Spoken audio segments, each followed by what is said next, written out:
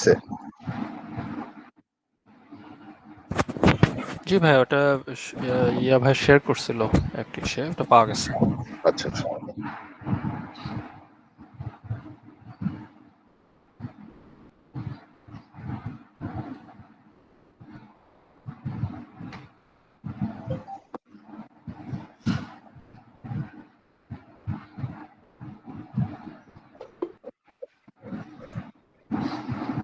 এটা তো এটা গুগল মিট আপডেট করে ফেলেছে।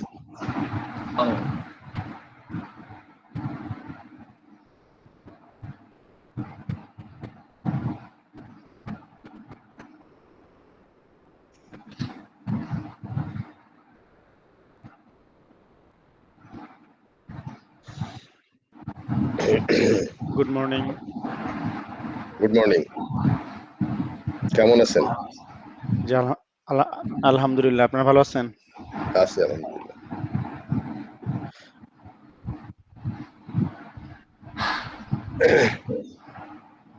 আমাদের উপস্থিত হয়েছে কত? 23 জন। 23 ভাইয়া। আমরা বোধহয় যে সময় ক্লাস ওই সময়টাই ফলো করা ভালো, কারণ সেটাই তাহলে সবাই অ্যাটেন্ডেন্সে যদি থাকবে, আমরা ওয়েট করলে দেখা যাবে যে সেটাই। তাহলে আমরা শুরু করে দিই। হ্যাঁ জি জি স্যার। ওকে, আমাদের এই স্ক্রিনে লাস্টে ছিলাম আমরা, যদিও আমাদের সাইকোলজি অফ টেস্টিং আমরা পড়ছিলাম, তাই না? তো সাইকোলজি অফ টেস্টিং এর আমরা এখানে ছিলাম, গুড কমিউনিকেশন স্কিলস।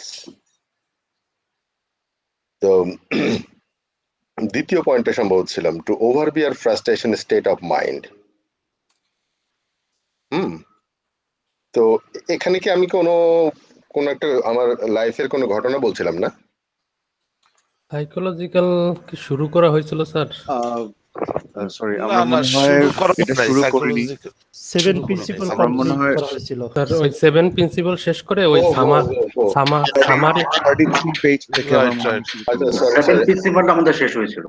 তা সামারিতে ছিলেন। ঠিক আছে, ওই যে আরেকটা ব্যাচ চলছে, তো আরেকটা ব্যাচ চলছে ওদের এখানে শুরু হচ্ছে, আমি ওই জন্য ওই স্ক্রিনটা ওখানে চলে গেছে।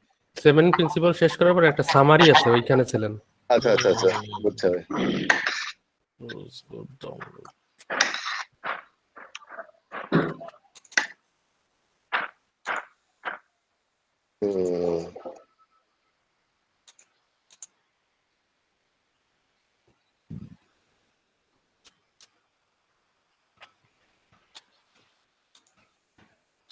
এখানে ছিলাম না? জি স্যার। ওকে, 7 প্রিন্সিপাল মনে আছে তো সবার? হ্যাঁ মনে আছে। ইফতিখার উদ্দিন আহমেদ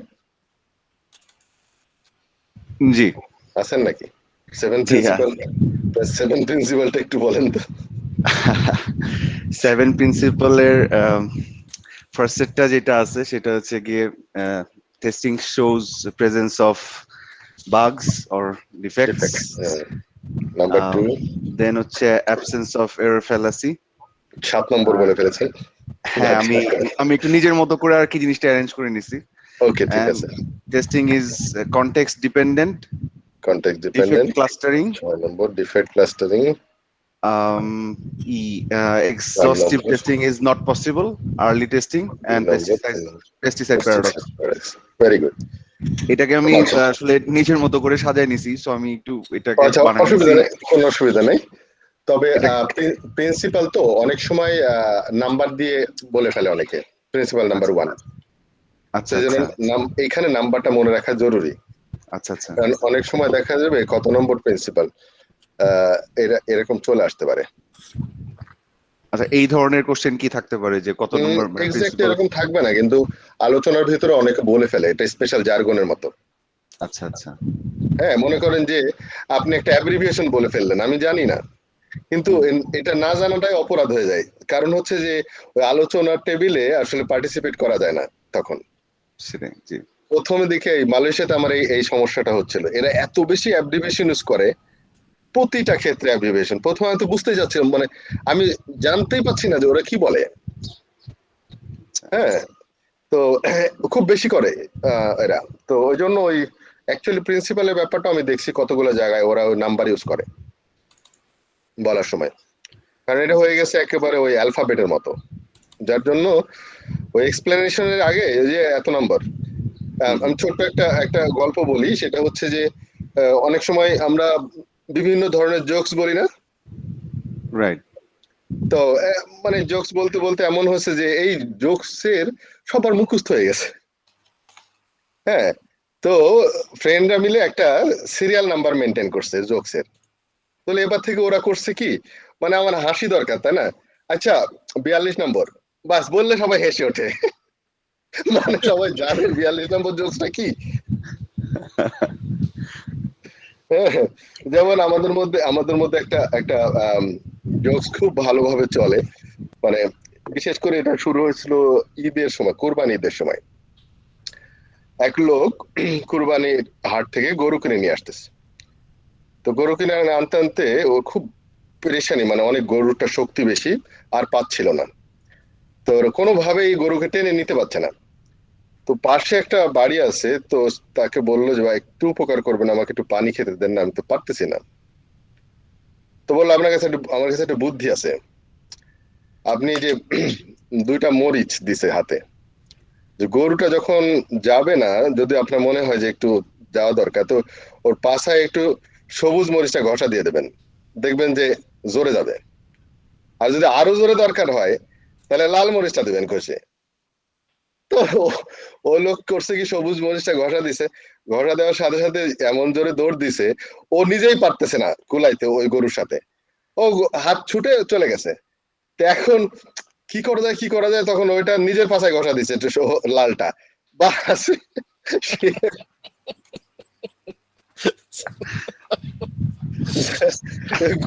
ও গরুর আগে গিয়ে বাসায় গিয়ে বসে আছে।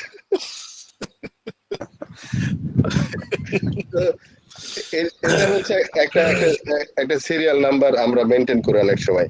তো অনেক সময় বলি যে 42 নম্বর, বললেই সবাই হাসা শুরু করবে।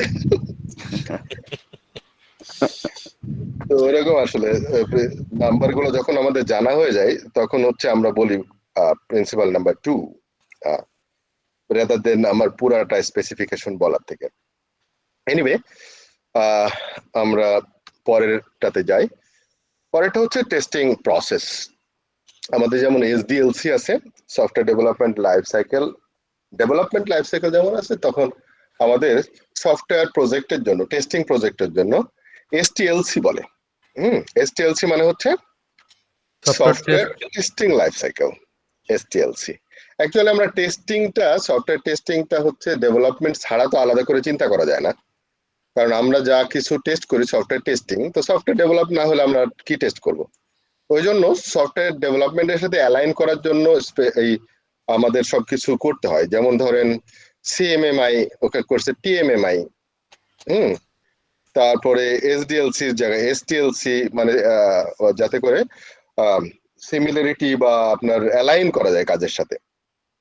অ্যাকচুয়ালি সফটওয়্যার ডেভেলপমেন্টের যে প্রজেক্টটা, টেস্টিং একটা ইটসেলফ এ প্রজেক্ট, বাট এটা পকেট প্রজেক্ট, সাব ফোল্ডারের মতো। সফটওয়্যার ডেভেলপমেন্টের টোটাল প্রজেক্টের ভিতরে সফটওয়্যার টেস্টিং হচ্ছে আলাদা একটা প্রজেক্ট, যার জন্য আলাদা একটা এসটিএলসি বা একটা প্রসেস ফ্লোটা আমাদের করা দরকার। সো এখানে দেখেন যে প্রসেস যেগুলো আছে তার ভিতরে প্রথম হচ্ছে planning, analysis and design, test implementation and test execution, evaluation exit criteria and reporting, test closure activities. আর একটা হচ্ছে টেস্ট কন্ট্রোলিং, যেটা হচ্ছে ক্রস কাটিং বলে বা overlapping for all the phases. তাহলে আমাদের যে ফেজ গুলো আছে সফটওয়্যার ডেভেলপমেন্ট লাইফ সাইকেলে, যে ফেজ গুলো ছিল এরকম, আমাদের এসটিএলসির ফেজ গুলো হচ্ছে প্রথমে প্ল্যানিং, এরপরে হচ্ছে analysis and design, implementation and test execution, exit criteria, evaluation exit criteria and reporting, then test closure activities and controlling হচ্ছে ওভারঅল সবকিছু। এর ভিতরে প্ল্যানিং হচ্ছে ম্যানেজমেন্ট স্টাইল, বিশেষ করে টেস্ট ম্যানেজারের কাজ। অ্যানালাইসিস এন্ড ডিজাইন হচ্ছে টেস্ট অ্যানালিস্টের কাজ। ইমপ্লিমেন্টেশন হচ্ছে যারা টেস্ট অটোমেশন ইঞ্জিনিয়ার তাদের কাজ।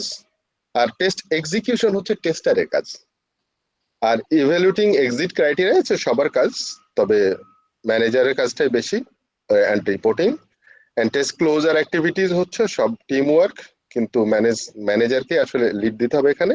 আর কন্ট্রোলিংটা তো ইটসেলফ, প্ল্যানিং অ্যান্ড কন্ট্রোলিং হচ্ছে ম্যানেজমেন্টের কাজ। তাহলে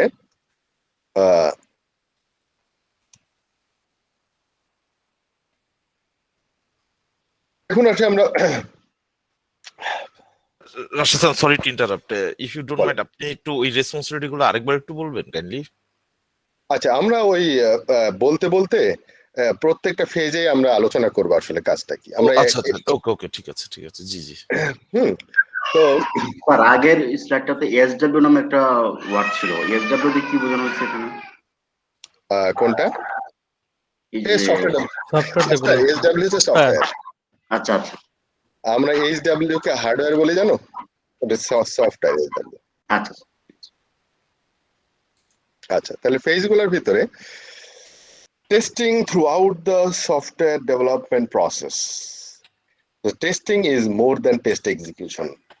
this is slogan basically testing, টেস্টারদের জন্য। Testing is more than test execution. আগে মনে করতো টেস্ট কেস এক্সিকিউশন করার নামই টেস্টিং করা, না। So includes overlapping and backtracking.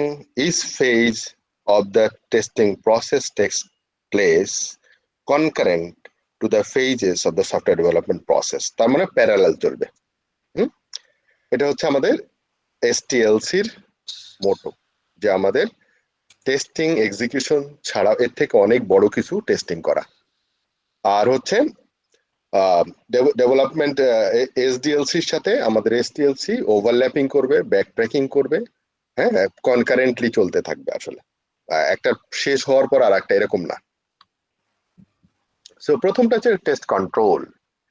আমি প্রথমেই বলে রাখি, টেস্ট কন্ট্রোল কি বলে, অ্যান্ড বেসিক্যালি কন্ট্রোল অ্যাকশন, এগুলা যে কোনো প্রজেক্টের জন্য। আমি প্রথমে প্রজেক্টের কথা বলছি এই জন্য যে প্রজেক্ট মানেই হচ্ছে ডেভেলপমেন্ট প্রজেক্ট হোক, টেস্টিং প্রজেক্ট হোক, যমুনা ব্রিজের প্রজেক্ট হোক, কতগুলা জিনিস হচ্ছে একই। যেমন কন্ট্রোলিং, প্রজেক্ট কন্ট্রোলিং, তারপরে হচ্ছে প্ল্যানিং, এগুলো কমন ফরম্যাট।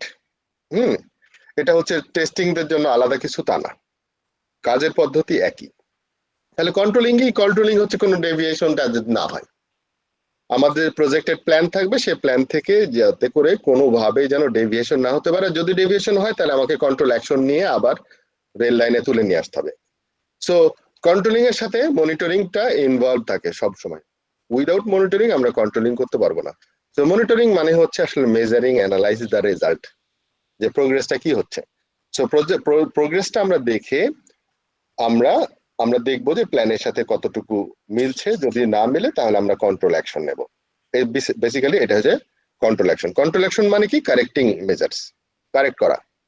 যে আমার যে ডেভিয়েশনটা হচ্ছে সেটাকে কারেক্ট করে আমার আগের লাইনে নিয়ে আসারটা নাম হচ্ছে। তার জন্য কিছু ডিসিশন নিতে হবে আমাদের। আমরা দেখব কি কি করা যায়, কারণ এই টেস্ট ম্যানেজমেন্ট নামে একটা চ্যাপ্টারই আছে আলাদা, ওখানে আরো বেশি ডিটেল আলোচনা হবে যে কি করে কন্ট্রোল করা যায়, প্ল্যান করা যায়। এখানে জাস্ট একটা স্ন্যাপশট দেওয়া আছে দুই একটা স্লাইডের ভিতরে। প্ল্যানিং আসলে কি? প্ল্যানিং হচ্ছে প্রথমে ডিটারমাইন করতে হবে আমার স্কোপ অ্যান্ড রিস্ক কি, যে আমার এই প্রজেক্টের স্কোপ কি, কত দূর আমি করতে পারবো, তেমন আমার বাউন্ডারিটা কি, আমার কাজ দুনিয়া সবকিছু না, সেটাকে প্রথমে ডিফাইন করে নেওয়া যে স্কোপটা কি, এবং এটা করার জন্য রিস্ক কি আছে প্রথমেই আমরা বাউন্ডারি দিয়ে দিলাম। তারপরে হচ্ছে অবজেক্টিভ সেট করা, যে আমরা কেন করতেছি এই প্রজেক্টটা, এবং এক্সিট ক্রাইটেরিয়া সেট করা, যে কতদূর করলে আমরা বুঝবো যে কমপ্লিট হয়েছে। দেন অ্যাপ্রোচ সেট করা, যে আমরা কোন টেকনিক অবলম্বন করব। এটা ডিপেন্ডস করে প্রজেক্টের উপরে, বা কোন টেকনিক আমরা ফলো করব, কোন অ্যাপ্রোচে যাব, টেস্ট কাভারেজ কতটুকু করব, টেস্টিং টিম কেমন হবে, হ্যাঁ, তারপরে হচ্ছে ইমপ্লিমেন্টেশন মেথডটা কি হবে, তার স্ট্র্যাটেজি কি হবে, এগুলো আসলে প্ল্যানিং এর ভিতরে সেট করা থাকবে।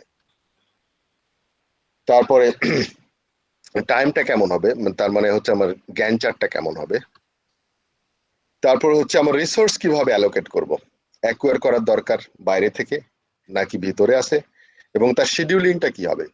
কারণ আমার এমন যদি একটা সার্ভার দরকার বা এমন একটা রিসোর্স দরকার যেটা হচ্ছে আমার এই প্রজেক্টের জন্য ফিজিবল না কেনা, কমন একটা রিসোর্স, বাট অনেক প্রজেক্টই সেই রিসোর্স ব্যবহার করে, তো তার জন্য আমার টাইম উইন্ডো সেট করতে হবে যে কোন সময় আমি এই কাজটা এই রিসোর্সটাকে ইউটিলাইজ করব, মানে কাদের জন্য, কারা কারা করবে, তার টেস্ট এনভায়রনমেন্টটা কেমন হবে, তো টেস্টের বাজেটটা কেমন হবে, এই সমস্ত কিছু প্ল্যানিং এর অংশ। So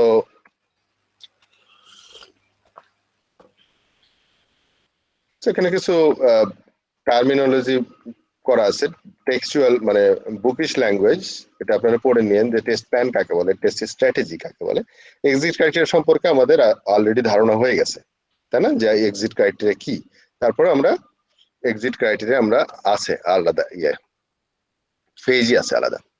now analysis and design, এই কাজটা হচ্ছে আমরা প্ল্যানিং এন্ড কন্ট্রোল দেখলাম, এটা ম্যানেজমেন্টের কাজ, মানে টেস্ট ম্যানেজারের কাজ। টেস্ট অ্যানালাইসিস এন্ড ডিজাইন হচ্ছে অ্যানালিস্টের কাজ। অ্যানালিস্ট কি করে, অ্যানালিস্ট আসলে তার লক্ষ্য উদ্দেশ্য হচ্ছে যে ডিজাইন স্পেসিফিকেশনটা বানাই দেবে, সেই ডিজাইন স্পেসিফিকেশনের মধ্যে থাকবে হচ্ছে একদম ফান্ডামেন্টাল যেটা বা রুট, সেটা হচ্ছে টেস্ট কেস। সেই টেস্ট কেস গুলার জন্য টেস্ট এনভায়রনমেন্ট দরকার, টেস্ট ডাটা দরকার, এই সমস্ত কিছু ডিজাইন করবে সে। এটা করার জন্য কি লাগবে, রিভিউ করা লাগবে টেস্ট বেসিস। টেস্ট বেসিসের আরেকটা কি নাম ছিল জানো? Test case. নো,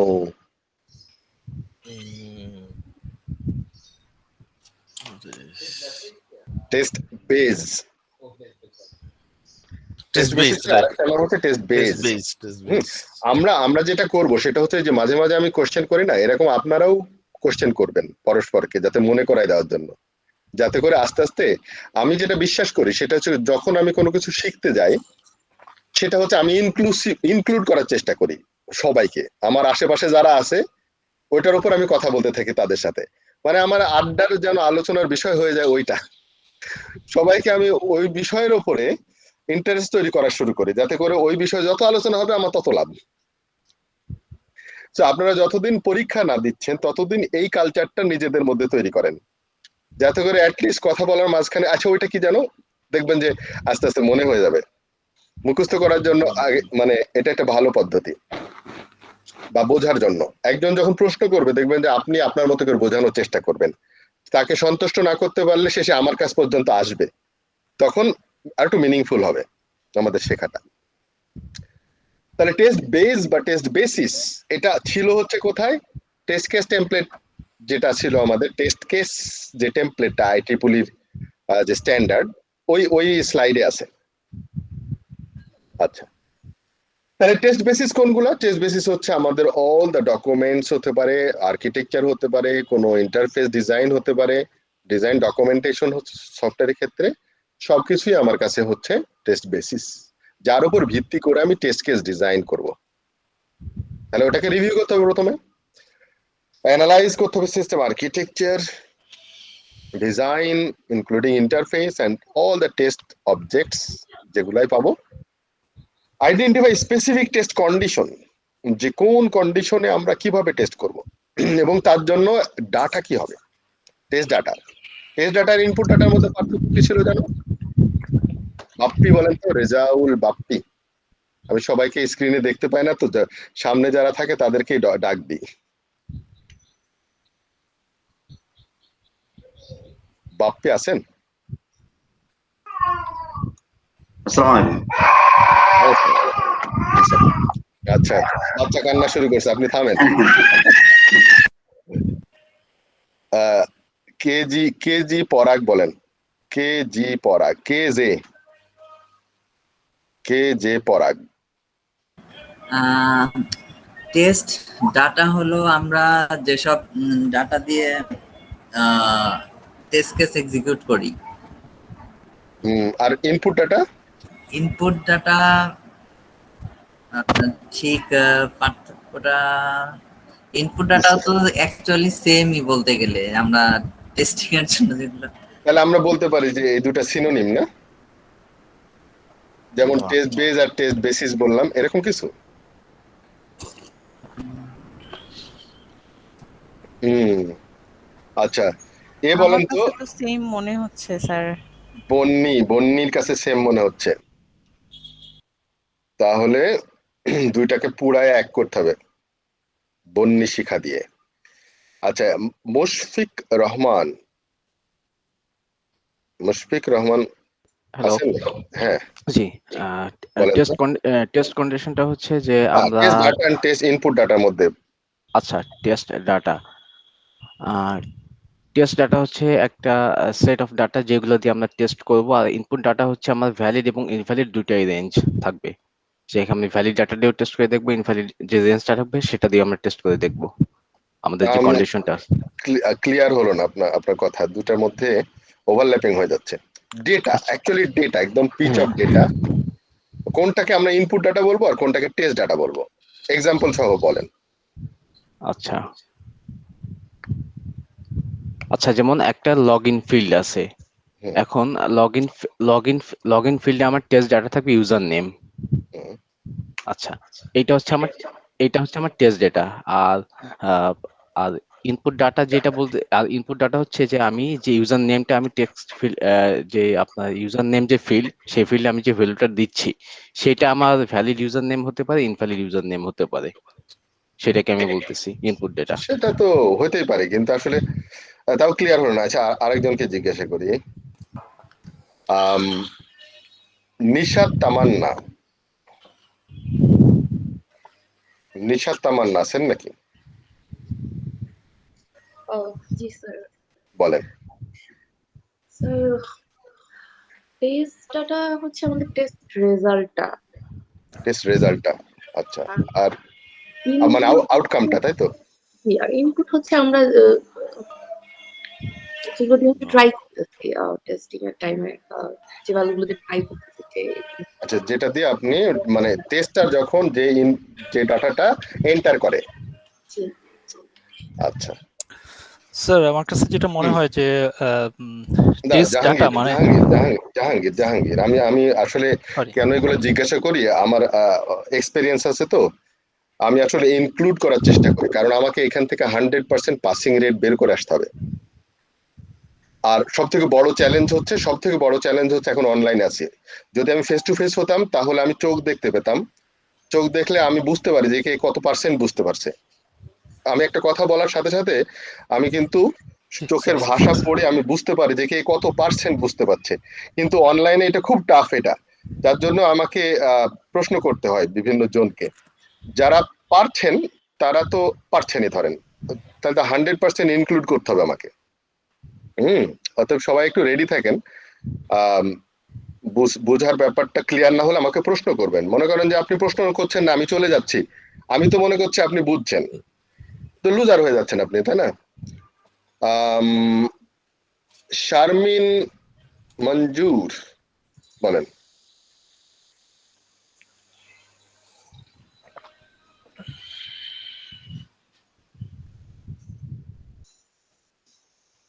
শারমিন মঞ্জুর আছেন নাকি?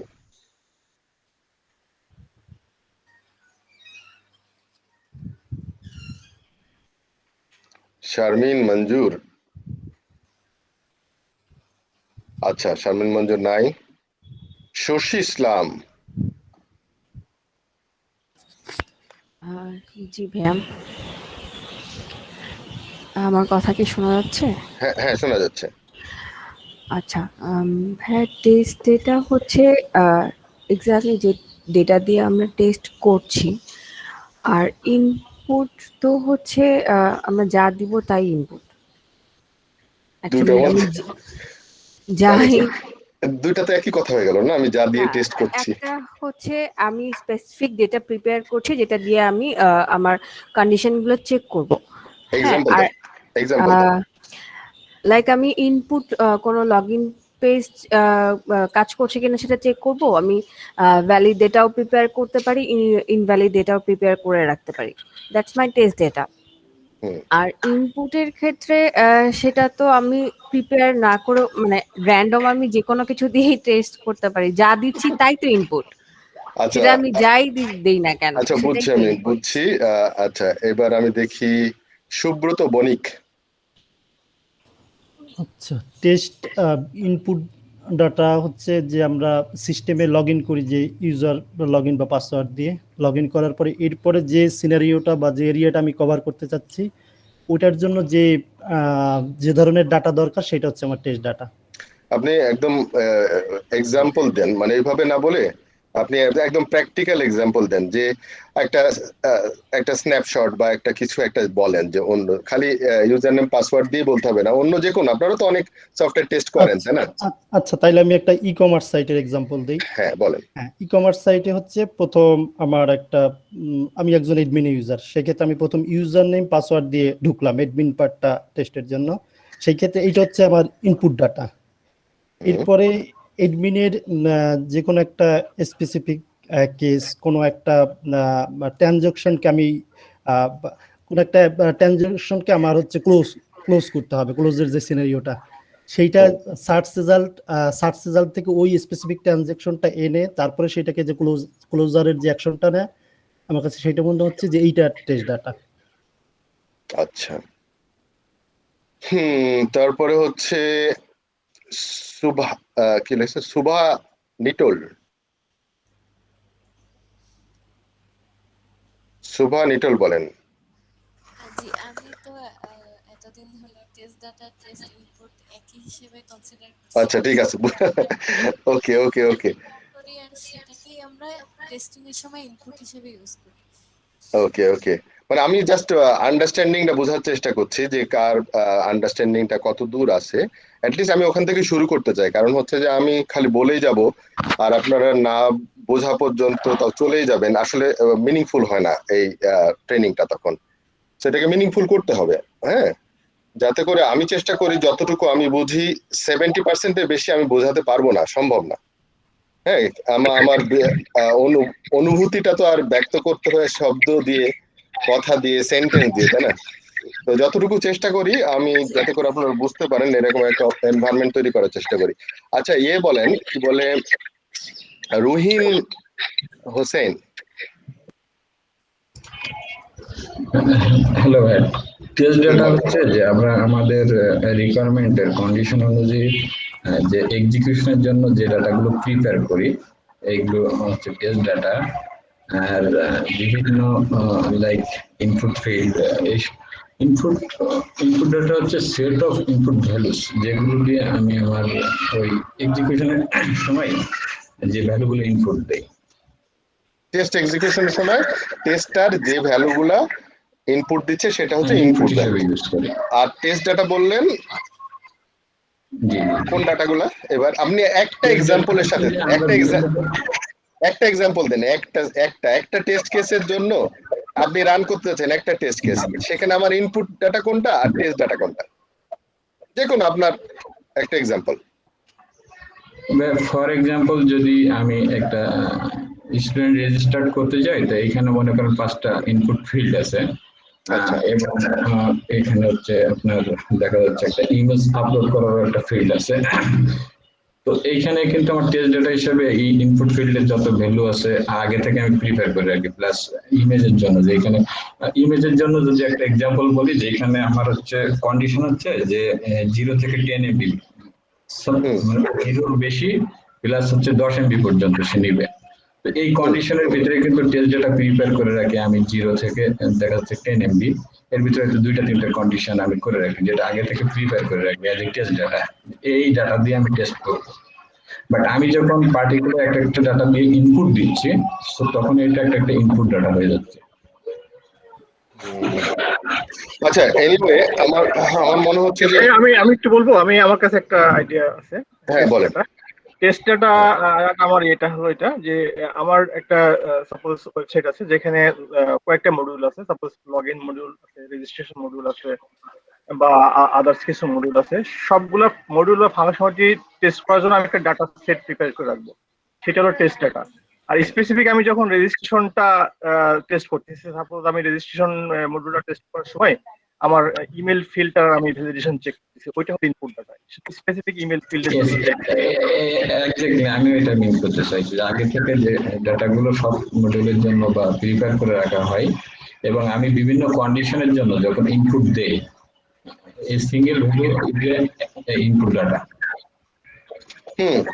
না কারেক্ট, বিষয়টা হচ্ছে আমি আরেকটু ক্লিয়ার করি, মানে একদম স্পেসিফিক এক্সাম্পল দিলে, হলিস্টিক এক্সাম্পল দিলে হয় কি সবাই ওই এরিয়ার মধ্যে ঘুরতে থাকে, আর আমি যদি পিন পয়েন্ট করতে পারি এক্সাম্পলের, মানে একটা টেস্ট কেস ধরেন, একটা টেস্ট কেস কি করতে পারি আমি, ধরেন একটা স্টুডেন্টের গ্রেড শিট দেখতে চাচ্ছেন, একটা স্টুডেন্টের গ্রেড শিট দেখতে চাচ্ছেন, এই সেমিস্টার রেজাল্ট দেখতে চাচ্ছেন, ধরেন সেমিস্টার রেজাল্ট, এই সেমিস্টারে সে যে কয়টা কোর্স নিয়েছিল, সে কোনটাতে এ প্লাস পাইছে, কোনটাতে ডি পাইছে, এই রেজাল্টটা আমি দেখতে চাচ্ছি। তাহলে আমরা, এটা হচ্ছে আমার একটা টেস্ট কেস, আমি কি দেবো, সেমিস্টার ফিল্ডটা ফিল করব, মানে ইনপুট দেব টেস্ট করার সময়, যে সেমিস্টার ফিল্ডটা সিলেক্ট করে দিলাম যে স্প্রিং 2021, এটা সেট করে দিলাম, আর স্টুডেন্টের আইডিটা দিলাম, দিয়ে একটা বাটনে চাপ দিলাম।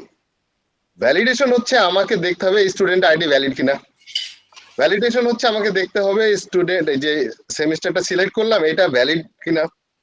ভ্যালিডেশন চেক করার জন্য এটা হতে পারে, এমন হতে পারে ভ্যালিডেশন চেক হতে পারে যে ইউআই ভ্যালিডেশন, সেটা হচ্ছে আপনি একটা নাম্বার দিচ্ছেন, সেটা নাম্বার না, সেটা টেক্সট দিয়ে ফেলেছেন ভুল করে, সেগুলো হচ্ছে ভ্যালিডেশন। কিন্তু আমি একটা ভ্যালিড ডাটা দিয়েছি, কিন্তু আমার সামনে যে রেজাল্টটা আসবে, যে ডেটা সেটটা আসবে, সেই সেটটা কি, যে অমুক কোর্স এ প্লাস পেয়েছে, এই কোর্স অমুক পেয়েছে, এই ডাটাগুলো কোত্থেকে আসছে?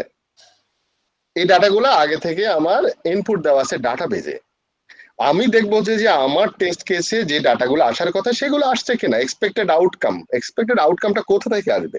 ডেটা ড্রিভেন হলে ডাটাবেজে আগে থেকে সেট করা থাকতে হবে, সেই ডাটাগুলোকে বলা হচ্ছে টেস্ট ডাটা। এই জন্য টেস্ট ডাটা প্রিপারেশন করে রাখতে হয় আগে। আপনার এই হ্যাঁ, আপনার কথাগুলা ঠিক আছে, কিন্তু পরিষ্কার হচ্ছিল না। পরিষ্কারটা কেন হচ্ছিল না? কারণ আপনি ইনপুটের সময় আবার ভ্যালিডেশন দিয়ে ওই ডাটাগুলাকে বলার চেষ্টা করতেছেন। কিন্তু বিষয়টা হচ্ছে যে আমি যখন টেস্ট করতে যাচ্ছি, আগে থেকে ডাটাবেজ যেগুলো আছে, এই ডাটাগুলো তো তৈরি করে রাখার একটা ব্যাপার আছে, যে আমরা কি ডাটাগুলা কি সেট ডাটা পাবো, ডাটা সেট যার উপর আমি টেস্ট করতে চাই, সেই ডাটা সেটটা কি আমি, অনেক সময় দেখা যায় যে এই যে ডেটা সেট প্রিপারেশন করা লাগে, আপনি এত ডাটা পাবেন কোথায়? মনে করেন গুগল যখন লঞ্চ করলো, তখন টেস্ট করতে চাচ্ছে যে 10 মিলিয়ন বা 1 বিলিয়ন ডেটা সেট যদি থাকে, আমার ইউজার থাকে, তাহলে কত সময় লাগে একসাথে যদি 2 লাখ ইউজার হিট করে। এটা একটা লোড টেস্ট করতে চাচ্ছেন, তো সেখানে আমার কি ওই যে 1 বিলিয়ন ডাটা ইনসার্ট করে রাখাবেন ডাটাবেজে, সেই যে ডাটা 1 বিলিয়ন ডাটা, সেটা হচ্ছে আমার টেস্ট ডাটা। আর যে সময় ইউজার এন্টার করছে, সেটা হচ্ছে আমার input data for testing. Actually testing data is not stored in the database, মানে sorry input data always check করার জন্য, আর টেস্ট ডাটা ডেটাবেসে থাকবে আগে থেকেই। যেমন ইউজার নেম পাসওয়ার্ড আপনি যেটা দিচ্ছেন এই মুহূর্তে, সেটা হচ্ছে আপনার ইনপুট ডাটা। আর ডাটাবেজে যে একটা ইউজারের ডাটাবেজ আছে, ওখানে অনেকগুলো ইউজারের, তার সাথে ম্যাচ করতে যাই, সেটা হচ্ছে ওই যেগুলো অলরেডি ডাটাবেজ আছে, সেটা হচ্ছে টেস্ট ডাটা। হ্যাঁ বলেন। রাশিদ স্যার, সরি আমি ইন্টারাপ্ট করলাম। এমনিতে যদি আমরা কোনো ম্যাথমেটিক্যাল যদি হলো কি করতে চাই, টেস্টিং করতে চাই, সেই ক্ষেত্রে তাহলে আপনার টেস্ট ডাটা কোনটা হবে? যেমন এক্সাম্পল দেন, ম্যাথমেটিক্যাল বলতে সাপোজ আমি 1+1 আমার 2 আসবে কথার কথা, কিন্তু আমি ওইখানে হলো আমার সেট অফ ডাটা মনে করেন আমি 2+1 রাখলাম, 3+4 রাখলাম, 1+1 রাখলাম, তারপর 0.5 প্লাস 0.5 রাখলাম, ঠিক আছে? তো এখন আমি এই ইনপুট ডাটাগুলো দিয়ে টেস্ট করব এবং আমার রেজাল্টটা আমি এক্সপেক্টেড রেজাল্ট আশা করব, এখানে আমার 1ই দেখাবে। আচ্ছা, এই ক্ষেত্রে এটা হচ্ছে টেস্ট ডাটার কনসার্নই না, কারণ এটাতে অ্যালগরিদম, আপনি চেক করতে যাচ্ছেন যোগফল ঠিক হয় কিনা। তাহলে আপনার দরকার হচ্ছে ইনপুট ডাটা যেগুলো দেবেন, সেটা হচ্ছে টেস্ট কেসের মধ্যে সেট করবেন, আর এক্সপেক্টেড হচ্ছে যোগফলটা তো আর ডাটাবেজে থাকার দরকার নাই। আচ্ছা আচ্ছা আচ্ছা আচ্ছা, তাই না? আচ্ছা, তাহলে আমার মানে সেট অফ ডাটা হচ্ছে হলো থাকবে 5টা, এর মধ্যে আমি যেই 2টা দিয়ে হলো চেক করব মেইনলি সেটা হবে টেস্ট ডাটা তখন ওই ক্ষেত্রে। বিষয়টা হচ্ছে যে আমার সব সময় যে আপনি যেটা বলছেন যে ওই 2টা ডাটা দিয়ে টেস্ট করতে হবে এমন না। আমি বললাম তো স্টুডেন্টের আইডি আর সেমিস্টার দিয়ে আমি টেস্ট করতে গেলাম ইনপুট হিসাবে, আর ডাটাটা আসছে কি রেজাল্ট শিট। জি জি জি বুঝতে তো পেরেছি। তার মানে আমার রেজাল্ট শিটে তো কোর্স, তারপর মার্কস এন্ট্রি এগুলা তো থাকা লাগবে, না হলে তো আসবে কি করে রেজাল্ট? জি জি, তার মানে নিশাত একটু আগে যেটা বলছিল আর কি, যে টেস্ট যেটা হলো টেস্ট মানে রেজাল্ট, আমি যেটা সেমিস্টার নেম দিলাম, রোল নাম্বার দিলাম, সাবমিটে প্রেস করলাম, আমি রেজাল্ট শিট পেলাম, রেজাল্ট শিট একটা রেজাল্ট, এটা হলো টেস্ট ডেটা। আর যেটা আমি রোল নাম্বার টেস্ট ডাটা না, ওটা হচ্ছে এক্সপেক্টেড আউটকাম আমাদের। তাহলে আপনি আবার বলেন যে টেস্ট এক্সপেক্টেড আউটকামটা কোথা থেকে আসবে টেস্ট ডাটা না থাকলে? ডাটাবেস থেকে আসবে সেটা। সেই ডেটাবেস থেকেই তো আমাকে রেজাল্ট হিসেবে দেখাচ্ছে, তাই না? আমি একটা বাটনে প্রেস করার পর আসছে সেই এক্সপেক্টেড ডেটাটা, এক্সপেক্টেড রেজাল্টটা হতে পারে ফরম্যাটিভ, আমি মডিফাই করে প্রসেস করে নিয়ে এসে দেখাচ্ছি আপনাকে। র ডাটা তো আর দেখাচ্ছি না, আমি মনে করেন আমি দেখাচ্ছি হলো রেজাল্ট শিট, রেজাল্টে আমি মধ্যে দেখাচ্ছি সে হচ্ছে এসজিপি এত পাইছে ডাটাবেসে এসজি। হ্যাঁ স্যার আমি একটু অ্যাড করি যে আমরা যখন প্রথম একটা অ্যাপ্লিকেশনটা ব্ল্যাঙ্ক পাই তখন যে সিড ডাটা দেয়, সিড ডাটা বলে ডাটা দেয়, সেটাই হচ্ছে টেস্ট ডাটা, তাই না? হ্যাঁ সিড ডাটা সেটাই হচ্ছে টেস্ট ডাটা, একটা ব্ল্যাঙ্ক অ্যাপ্লিকেশন। তারপরে আমরা ওটাকে বিভিন্নভাবে ক্যালকুলেশন, ইনপুট ডাটা দিয়ে ক্যালকুলেশন করে দেখি কি হয়। হ্যাঁ এক্স্যাক্টলি, যেমন একটা ফাইন্যান্সিয়াল অ্যাকাউন্টিং সিস্টেম করছেন আপনারা, তা আমার ডেটা লাগবে কি ভাউচার এন্ট্রি সব। জি, আমার সব ভাউচার এন্ট্রি গুলো আমাকে মনে করেন যে 1 বছর বা 2 বছরের ভাউচার এন্ট্রি করে রেডি রাখতে হবে। কি করে আমি টেস্ট করতে চাই, কি টেস্ট করব? হ্যাঁ আপনি যদি বলেন ভাউচার এন্ট্রিটা টেস্ট করতে চাই, তাহলে আপনার ডাটাটা ইনপুট দিতে হবে, সেটা আবার গিয়ে সেভ হবে। হ্যাঁ এটা ফার্স্ট ফেজ। সেটা ক্যান বি না, আপনি তো মনে করছেন যে আপনার কি ডাটা এন্ট্রি অপারেট মানে ডাটা এন্ট্রি করে দিয়ে তারপর টেস্ট করবেন না, মানে অনেক ডাটা এন্ট্রি করবেন কি করে? আপনাকে সব ডাটাতে এন্ট্রি করার সুযোগ নাই। আপনি বিলিয়ন ডাটা দিতে চাচ্ছেন, কারণ আপনি ব্যালেন্স শিট দেখতে চাচ্ছেন, তখন কি করবেন? তো ব্যালেন্স শিট তো তৈরি হবে ওই র ডাটার উপর ভিত্তি করে, যে র ডাটা গুলো যে আপনার দেওয়া থাকবে ওইটাই হচ্ছে টেস্ট ডাটা। আর আমার হ্যাঁ ইনপুট দেওয়ার সময় যদি যে কোনো ডাটা তৈরি হয়, তাহলে আমার টেস্ট ডাটার মধ্যে ওটা যোগ হবে। স্যার একটা প্রশ্ন ছিল, সেটা হচ্ছে এপিআই টেস্টিং এর ক্ষেত্রে কি টেস্ট ডাটা প্রিপেয়ার করা যায়? তাইলে মানে যে ডিসকাশন হয় করতেই তো হবে। আপনি এপিআই যে আপনি তো পাঠাবেন, ওর কি ডাটা রিটার্ন করবে? না, আমাদের তো এসপেকে বলা থাকে যে ধরেন যে আমি এই ধরনের ইনপুট দিলে আমার এসপেক অনুযায়ী এরকম দিবে আর কি। হ্যাঁ কে দিবে? মানে আমি রেসপন্স এরকম পাবো আর কি। হ্যাঁ ওই রেসপন্সটা যে আপনি পাবেন সেটা কে তৈরি করা থাকবে? ডাটা থাকতে হবে না? হ্যাঁ সেই ডাটাই তো ইনপুট দাদা, যে আমি সেই ডাটাই হচ্ছে না, সেইটা আপনি ওই যে গুলিয়ে ফেলতেছেন। আপনারা টেস্ট ডাটা তৈরি করছেন ইনপুট দিয়ে, তাই তো? আমি বলছি এখানে ইনপুট ডাটা হচ্ছে টেস্টারের জন্য, যখন টেস্টার টেস্ট করবে সেটাই যে ইনপুট ডাটা। আচ্ছা ভাই, এটা কি এভাবে সহজ করা যায়? মানে আমার কাছে যেটা মনে হচ্ছে যে টেস্ট ডাটা হচ্ছে আমি test case whatever it is test execute করার সময় আমার এই ডাটা লাগবে, that is my test data. আর ওই একটা নির্দিষ্ট টেস্ট কেস এক্সিকিউট করার সময় আমি যদি টেস্ট ডাটা থেকে একটা ডাটা ইনপুট দিই, that is my input data. জিনিসটা কি এরকম? হ্যাঁ টেস্ট কেসটাকে এক্সিকিউট করার সময় যেগুলো আমি ইনপুট দিই ফর টেস্টিং, ওই টেস্ট কেসটা রান করার জন্য, সেটা হচ্ছে আমার। আর টেস্ট ডাটা সেটা আমার ওই টেস্ট কেসের জন্য valid invalid both data test মানে টেস্ট ডাটার ভিতরে থাকতে পারে, রাইট? ওই টেস্ট এক্সিকিউশন করার জন্য সাপোর্টিভ ডাটাগুলোকে সে টেস্ট ডাটা বলে। এক্স্যাক্টলি, আমি এটাই বলছি। মানে আমার ডাটাবেস ডাটা যদি ব্ল্যাঙ্ক থাকে, তাহলে তো আমি এই টেস্ট কেস এক্সিকিউশন করে আমি কিছু পাবো না। জি, এবং আমি যখন জি বুঝতে পারছি, অলরেডি আমার ডাটা স্টোরড আছে অ্যাজ টেস্ট ডাটা। এখন আমি ওখান থেকে ইনপুট দিয়ে দেখতেছি যে আমি আমার রেজাল্ট এক্সপেক্টেড রেজাল্টটা পাচ্ছি। এই যে ডাটাটা ওখান থেকে পিক করে এনে আমি এখানে এই টেস্টিং চালাচ্ছি, that is my input data, right? Input data বললাম তো, ইনপুট ডাটা হচ্ছে টেস্টার যখন এন্টার করে, টেস্টার যখন এন্টার করবে সেই টেস্ট করার জন্য এখনই টেস্ট করার জন্য আমি যে টেস্ট কেসের মধ্যে ইনপুট দিচ্ছি, সেটাকে আমি এক্সপেক্টেড আউটকাম পেতে হলে আমার কিছু সাপোর্টিভ ডাটা লাগবে, সেট ডাটা লাগবে, ডাটা সেট। সেই ডাটা সেটটা আগে থেকে তৈরি করা থাকতে হবে। আচ্ছা হ্যাঁ, স্যার এটা যদি কারণ রিয়েল ডাটা তো আমি পাবো না, রিয়েল মানে সফটওয়্যারটা রিয়েল মানে লঞ্চ হওয়ার আগ পর্যন্ত। রিয়েল যদি না পাই তাহলে আমাকে জেনারেট করতে হবে। হ্যাঁ, সেটাই মানে ওটার জন্য যে ডামি ডাটাটা দেওয়া থাকবে ইনিশিয়ালি, ওটা হচ্ছে আমার টেস্ট ডাটা আর কি। Test data, correct. আচ্ছা স্যার, তাহলে ই কমার্স অ্যাপ্লিকেশনে যদি সাপেক্ষে বলি, তাহলে ই কমার্স আমাকে আগে প্রোডাক্টগুলো ঢুকাইতে হবে, প্রোডাক্টের ভ্যালু ঢুকাইতে হবে, এগুলো হচ্ছে আমার টেস্ট ডাটা। দেন আমি যখন পারচেজ করব, কার্টে নিব, তখন হচ্ছে আমার এটা আমি ইনপুট দিয়ে তখন যে আমি এত টাকা কিনলাম, আমি আমার ভ্যালুটা এখানে ইনপুট দিলাম, আমার 200 টাকা পারচেজ, ওটা হচ্ছে ইনপুট ডাটা। আর আগে থেকে যখন প্রোডাক্ট তৈরি করা থাকবে, ওটার ইনফরমেশনগুলো তৈরি করা থাকবে, এটা হচ্ছে টেস্ট ডাটা করতে হবে। আপনি আরেকবার বলে দিই, ইনপুট ডাটা হচ্ছে কনসার্নিং হচ্ছে শুধুমাত্র টেস্টারের জন্য। জি, ইনপুট এমন না যে ইনপুটটাকে সেভ করতেই হবে আপনাকে। আপনি ইনপুট দিচ্ছেন টেস্টিং এর জন্য, কিন্তু টেস্টিং এর জন্য স্পেসিফিক টেস্টিং এর জন্য ইনপুট দিচ্ছেন। জি, হ্যাঁ, যেমন আপনি একটা ইনভ্যালিড ইউজার দিয়ে টেস্ট করছেন, তো ইনভ্যালিড ইউজারকে আমি সেভ করতে যাবো নাকি সেই সময়? না না। তার মানে কি আমি লগ ইন করার জন্য টেস্ট করছি, সেই ইনপুট ডাটা হচ্ছে এই কারেন্টলি আমি যেটা দিলাম, সেটা আমি তো সেভ করতে যাচ্ছি না, আমি তো ম্যাচ করতে চাচ্ছি। আপনি যারা বলতেছেন যে আইটেম সেভ করা থাকবে, ট্রানজ্যাকশনও সেভ করা থাকবে টেস্টিং এর জন্য। আমি এই মুহূর্তে চাচ্ছি একটা ইনভয়েস দেখতে, ইনভয়েসটাকে আমি ইনপুট দিয়ে টেস্ট করে দেখবো না, আমি দেখবো যে ইনভয়েসটা প্রিন্ট হয় কিনা ঠিক মতো। তো ডাটা না থাকলে প্রিন্ট হবে কি করে?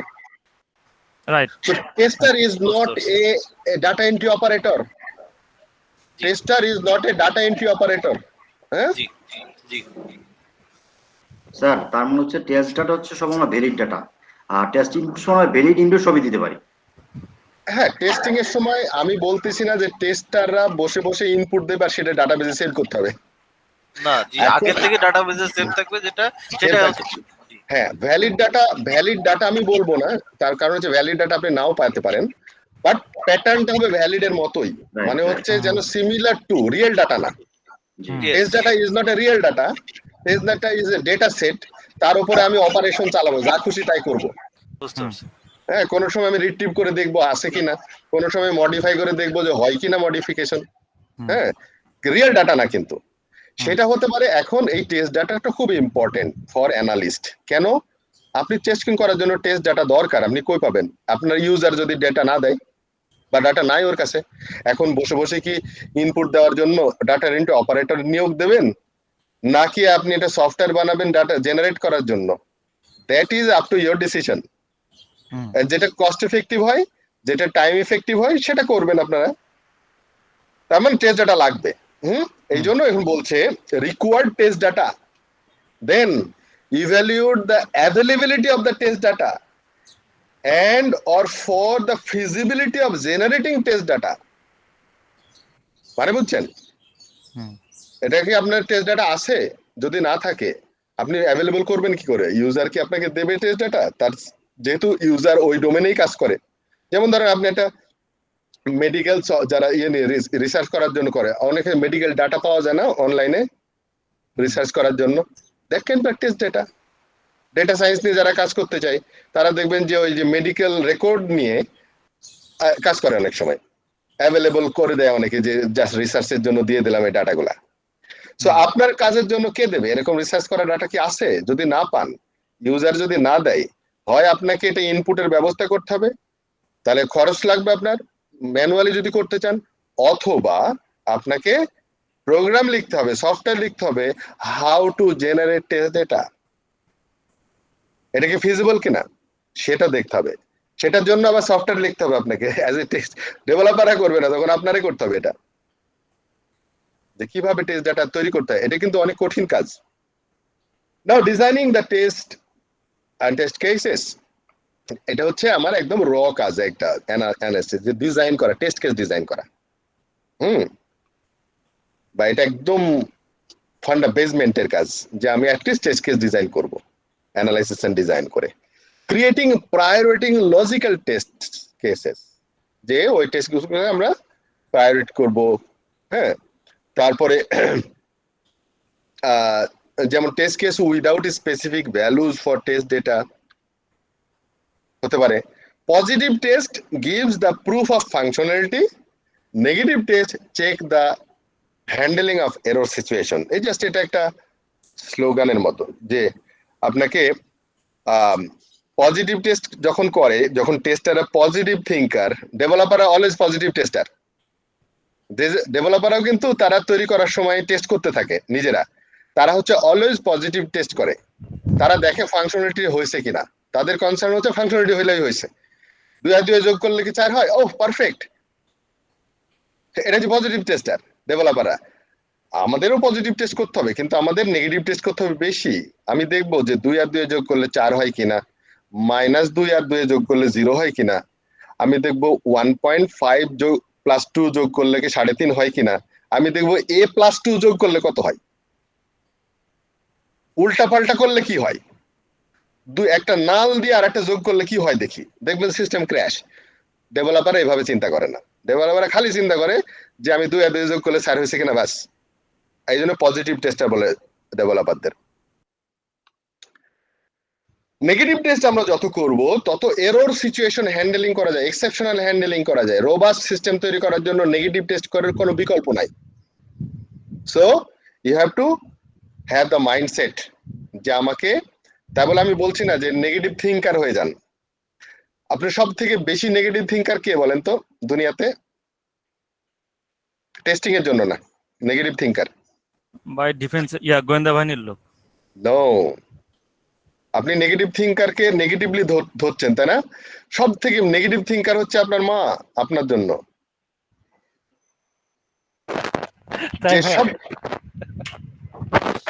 যে সব থেকে বেশি ভালোবাসে আপনাকে, আপনার জন্য সব থেকে নেগেটিভ থিঙ্কিং করে। এই অ্যাক্সিডেন্ট হলো না তো, অমুক হলো না তো, অসুস্থ হলো না তো, খালি নেগেটিভ থিঙ্কিং। তো আমি কিন্তু এই জন্য টেস্টারদের বলছি negative thinking is a very positive thinker. তারা আমার সিস্টেমটাকে রোবাস্ট করতে হবে, আমার সিস্টেম যেন কোনো রকম বিপদে না পড়ে, তার জন্য আমাকে যত রকমের টেস্টিং আগে থেকে করা দরকার। আমি লিবারেল না, আমি খুবই কনস্ট্রাকটিভ, খুবই কনজারভেটিভ মাইন্ড হওয়া লাগবে টেস্টার হতে গেলে। ফর ইওর চিলড্রেন, সবসময় দেখবেন যে বাপ মা হচ্ছে বাচ্চাদের জন্য কনজারভেটিভ মাইন্ডেড হয়, উদার হয় না। কখনোই কোনো বাপ মা দেখবেন যে উদার, আমার ছেলে যা খুশি তাই করে বেড়াক, আমি কিচ্ছু মনে করি না, এ হয় না, এরকম সম্ভব না। খারাপ লোক হলেও তার ছেলের জন্য কনজারভেটিভ হয়, তাই না? সো টেস্টারদের হতে হবে ওই রকম নেগেটিভ থিঙ্কার, যাতে করে আপনি প্রথমে ডেভেলপাররা হয়, ডেভেলপাররা অলওয়েজ পজিটিভ থিঙ্কার, মানে হচ্ছে তারা শুধু ক্রেডিটটা পেতে চায় যে আমি করেছি, হ্যাঁ ফাংশনালিটি ওকে, তাই না? 2 আর 2 যোগ করলে 4 হয়, পারফেক্ট। সো আপনাকে আর একটু বড়দের মতো করে চিন্তা করতে হবে, প্যারেন্টস এর মতো চিন্তা করতে হবে, বাচ্চাদের মতো চিন্তা করা যাবে না। যার জন্য আপনাকে রোবাস্ট সিস্টেমের কথা যদি ভাবতে চান, তাহলে you have to have the negative test. Then testability analysis, more about this following. কি টেস্টেবিলিটি অ্যানালাইসিস, যে আপনি যে টেস্ট করতে যাচ্ছেন এটা কি টেস্ট করার যোগ্য নাকি বেহুদা টেস্ট করবেন না। আমরা কখনোই বেহুদা কোনো কাজ করতে রাজি না। যে আপনাকে বললো যে এটা করেন, তো না এটা কাজ দরকার নাই আমার, এটা আমার প্রজেক্টের বিষয় না, এটা আমার ওয়ার্থলেস কথাবার্তা। সো আমার টেস্টেবিলিটি অ্যানালাইসিস করতে হবে যে টেস্ট করার যোগ্য কিনা, এবল কিনা এটা।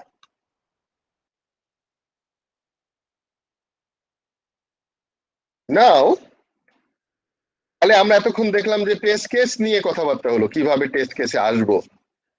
এরপর হচ্ছে টেস্ট এনভায়রনমেন্টও ডিজাইন করতে হবে টেস্ট অ্যানালিস্টকে। So test environment or test bed, সিনোনিমটা ব্র্যাকেটে দেওয়া আছে, মনে রাখতে হবে কিন্তু। টেস্ট এনভায়রনমেন্টের ডিজাইন অর্গানাইজ করতে হবে কিরকম, ability of the test environment, time window, কোনো হার্ডওয়্যার কোনো স্পেসিফিকেশন যদি থাকে সেটা ডিজাইন স্পেসিফিকেশন তৈরি করতে হবে আপনাকে। Define the operational test environment including user administration, কে কি কাজ করবে এভরিথিং ডিজাইন করা লাগবে আপনাকে। না হলে হবে কি, এই প্রজেক্ট হ্যান্ডেল করতে পারবেন না। আপনি মনে করবেন যে সবাই, ও আচ্ছা সবাই তো বুঝেই না, সবাই বুঝবে না। আর একজন টিচার মনে করে স্টুডেন্টরা তো বুঝারই কথা, আরে এত সহজ জিনিস বুঝে না কেন, তাই না? সো আপনার মনে হবে যে সবাই তো বুঝার কথা, এটা তো কমন সেন্সের ব্যাপার না। কমন সেন্স হচ্ছে আপনার জন্য হতে পারে, তাদের জন্য আনকমন সেন্স হতে পারে, এটা তারা হয়তো জানে না, কিন্তু আপনার প্রজেক্ট পাস করানো দরকার। সো আপনাকে you have to specify everything. Loading data set and system parameters, এই যে আপনি টেস্ট ডাটা করলেন ওর লোড করতে হবে। Connecting test environment two adjacent system, তার মানে ডেভেলপার যেখানে কাজ করছে তার সাথে আপনার এনভায়রনমেন্টের সাথে কানেক্ট করতে হবে। Test infrastructure, test tools if needed, process, procedures, responsibilities, choosing, provision, installation, operation of test tools, সব টেস্ট ডিজাইনের অ্যানালাইসিস এন্ড ডিজাইনের ইনক্লুড। আমার টেস্ট অ্যানালিস্টের কাজও কম না, তাই না? স্যার একটা প্রশ্ন ছিল একটু। স্যার এই যে টেস্ট অ্যানালাইসিস এন্ড ডিজাইন, ধরেন যে আইএসটিবির যে প্রশ্নটা হয় এখান থেকে একটা বৈশিষ্ট্য তুলে ধরে বললো যে এটা এই যে পাঁচটা test plan, test analysis, implement, এটা কোনটার অংশ? এরকম হাতে সিনারিও বেসড আসবে কোশ্চেন। এরকম হইলে তো স্যার মুখস্থ ছাড়া গতি নাই, মানে না, বুঝিয়া মুখস্থ না, বুঝতেই হবে আপনাকে, না বুঝলে পারবেন না। মুখস্থ করে কেউ পাস করতে পারে নাই এখানে। না, বুঝতে তো হবে, কিন্তু এরকম একটা পয়েন্ট যদি মাঝখান থেকে দিয়ে দেয় তখন তো আসলে কোনটার অংশ এটা একটু মানে। আচ্ছা, আমরা এই চ্যাপ্টারটা শেষ করার পরে মানে একটা স্যাম্পল এক্সাম নেব, তখন আপনারা বুঝতে পারবেন আসলে কেমন কোশ্চেন আসবে। আচ্ছা। এত তাড়াতাড়ি ওরিড হওয়ার দরকার নাই, ভরসা করেন। জি স্যার। নেগেটিভ চিন্তা স্যার, নেগেটিভ চিন্তা আর কি। না, ভালো, এটা হচ্ছে প্ল্যান করা ভালো, বাট টেনশন করা ভালো না। জি স্যার। আমরা চিন্তাশীল মানুষ মাত্রই চিন্তা করতে পারে, কিন্তু আমি চিন্তা একটা বড় একটা শক্তি মানুষের, যেটা পশু পাখির নাই। আমাদের এই চিন্তা শক্তিকে টেনশনে বা ফ্রাস্ট্রেশনের দিকে না নিয়ে পরিকল্পনার দিকে নিতে হবে।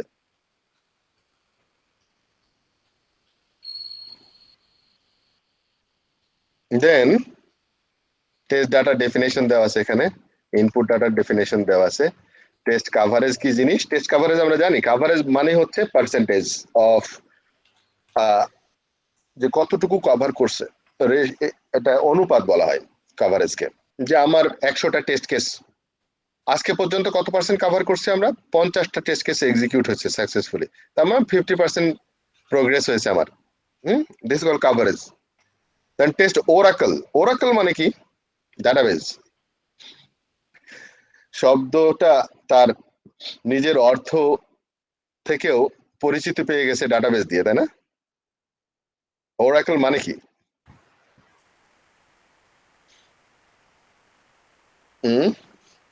স্যার ওরাকল মানে কক্ষপথ। ওরাকল মানে কক্ষপথ না, অরবিট মানে কক্ষপথ। ওরাকল মানে হচ্ছে গড, ওরাকল মানে হচ্ছে দেবতা।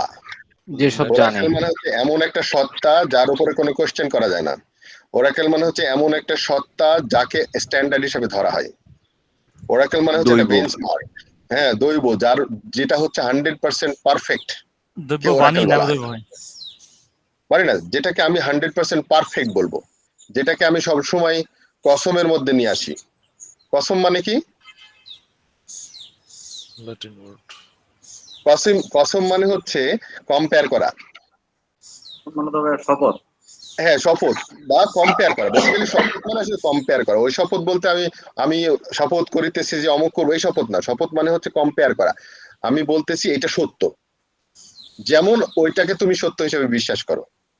তাহলে কোনটাকে বিশ্বাস করো? সেই সত্যটার সাথে আমার কথা বা কাজের সত্যতা প্রমাণ করার জন্য আমরা কসম করি। আমরা বলি না আল্লাহর কসম আমি এটা করি নাই, মানে আমি যে করি নাই এটা সত্য। তুমি যেমন আল্লাহকে বিশ্বাস করো সত্য, আমার এই কথাটা ওইরকম সত্য। তো ওরাকল মানে হচ্ছে ওইরকম জিনিস যেটাকে আমরা সত্য হিসাবে প্রতিষ্ঠিত করব। যেমন আমরা বলি 1 কেজির বাটখারা, সবাই মেনে নিছে। 1 কেজি মানে হচ্ছে সবাই স্ট্যান্ডার্ড ধরে নিছে 1 কেজির বাটখারা, that is Oracle. Calculator is now Oracle. কেন? আমি যদি এটা হিসাব করতে বসি, আমি ক্যালকুলেটর যদি মিলে যায় তাহলে বলি যে আচ্ছা পারফেক্ট হিসাব হচ্ছে, তাই না? আমরা ধরে নিছি যে calculator is 100% perfect. So this is called oracle. তো ওরাকল মানে হচ্ছে টেস্টের ক্ষেত্রে যখন আমি ওরাকল বলবো, তাহলে ওরাকল এমন একটা এনভায়রনমেন্ট তৈরি করবে যে ইনপুট ডাটা জেনারেট করতে পারবে, কম্পারেটর জেনারেট করতে পারবে, টেস্ট রেজাল্ট একসাথে জেনারেট করে আমি কম্পারেটরের সাথে যে বেঞ্চমার্ক যেটা আছে, ওরাকেল আছে, সেটার সাথে কম্পেয়ার করে আমি রেজাল্ট বলে দিতে পারবো যে ওকে। এইরকম একটা পর্যায়ে গেলে ফুল টেস্ট অটোমেশন বলা হয়। তখন আর মানুষ দরকার নাই, নিজে নিজেই সিস্টেমটা দেখার সাথে সাথে নিজে নিজেই এই সিস্টেমটা ইনপুট জেনারেট করবে। যেমন ধরেন ফর এক্সাম্পল আমি একটা ইউজার ইন্টারফেস দিলাম, দেওয়ার সাথে সাথে যদি আমি ওখান থেকে ইনপুট ফিল্ড গুলা ক্যাপচার করলো, ক্যাপচার করে নিয়ে সেট অফ ভ্যালিডেশন যে প্রোগ্রামটা লেখা আছে আপনার ওখানে, সেই প্রোগ্রামের ভিত্তি করে ইফ দেন এলস এর ভিত্তি করে ও কিছু টেস্ট ডাটা তৈরি করে ফেললো, এই ইনপুট ডাটা, যে এই টেস্ট কেস গুলা হলে আমি পারফেক্টলি টেস্ট করতে পারবো। তারপরে কি করলো সে ওই বেঞ্চমার্কের সাথে বা কম্পারেটরের সাথে এক্সপেক্টেড আউটকাম যেখানে সেট করা আছে সেখান থেকে নিয়ে তুলে এক্সিকিউট করে আমাকে পাস ফেল বলে দিল, সাথে সাথে রেজাল্ট দিয়ে দিল। সো এটা হচ্ছে আমাদের টার্গেট, যে টেস্ট ওরাকেল করতে হবে। The source to determine the expected result, determine করা of the software under test, benchmark also the result of the earlier test. Benchmark হতে পারে, আমি যে ক্যালকুলেটর বললাম যে তার মানে আগে থেকেই প্রতিষ্ঠিত সত্য, এটা ক্যালকুলেটর সত্য। ওরকম হতে পারে যে আপনার কোনো একটা প্রসেস করে 100% সত্য প্রমাণিত হয়ে গেছে, ওটাকে তখন আপনি বেঞ্চমার্ক ধরবেন আপনার প্রজেক্টেই, যে অলরেডি এটা নিয়ে কোনো কথা নাই। বৈজ্ঞানিক সত্য যেগুলো হয়ে গেছে আর কোনো পরিবর্তন হয় না, benchmark. It should be the code. Now test implementation and execution দুইটা পার্ট আছে এর ভিতরে। ইমপ্লিমেন্টেশন কার কাজ? Automation sir. ইমপ্লিমেন্টেশন কার কাজ? ব্যক্তি বলেন, ডেজিগনেশন বলেন। Sir automated engineer. Automation engineer যারা, অটোমেশন ইঞ্জিনিয়ার, তারপরে হচ্ছে কি বলে আপনার টেস্ট অ্যানালিস্টের আর একজন ইয়ে আছে, টেকনিক্যাল টেস্ট অ্যানালিস্ট বলে অনেক সময় অটোমেশন ইঞ্জিনিয়ারকেও, টেকনিক্যাল টেস্ট অ্যানালিস্ট। কারণ টেস্ট অ্যানালিস্ট যে তার জুনিয়র হতে হবে একজন, বাট টেকনিক্যালি সাউন্ড। কারণ হচ্ছে ওই ডিজাইন স্পেসিফিকেশন দেখে যেন সে ইমপ্লিমেন্ট করতে পারে। কি? সে টেস্ট ডাটা জেনারেট করার জন্য কোড লিখবে, সে এনভায়রনমেন্ট তৈরি করার জন্য রেডি করবে সিস্টেম, সে টেস্ট কেস গুলাকে অটোমেশন স্ক্রিপ্ট লিখবে, সে প্রসিডিউর লিখবে, টেস্ট স্যুট লিখবে, এই সমস্ত কাজগুলা করবে। আর এরপরে হচ্ছে এক্সিকিউশন। এক্সিকিউশন কাজ কি? টেস্টার। সে কিন্তু ডিজাইনও করে নাই, সে টেস্ট স্ক্রিপ্টও করে নাই, সে শুধুমাত্র এক্সিকিউট করবে। এক্সিকিউট করে খালি দেখবে যে রিপোর্টটা কি পাস করলো না ফেল করলো। যদি ফেল করে তাহলে তার মূল কাজ হচ্ছে সে টেস্ট বাগ রিপোর্ট করবে, ডিফেক্ট রিপোর্টিং।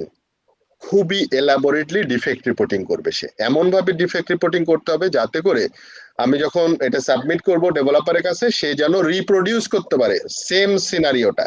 আপনি যেরকম ডিফেক্ট দেখেছেন, যেরকম চোখ দিয়ে আপনার, সে যেন ওইভাবেই ওই পজিশনে যেতে পারে আপনি যেখানে স্টাক হয়েছেন, প্রবলেমটা যেখানে পাইছেন।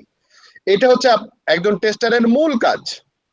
যদি আপনি এই রিপ্রোডিউসিবল ডিফেক্ট রিপোর্ট না করতে পারেন, তাহলে আপনার যোগ্যতা নিয়ে প্রশ্ন উঠবে, আপনাকে ফেক করে দেবে।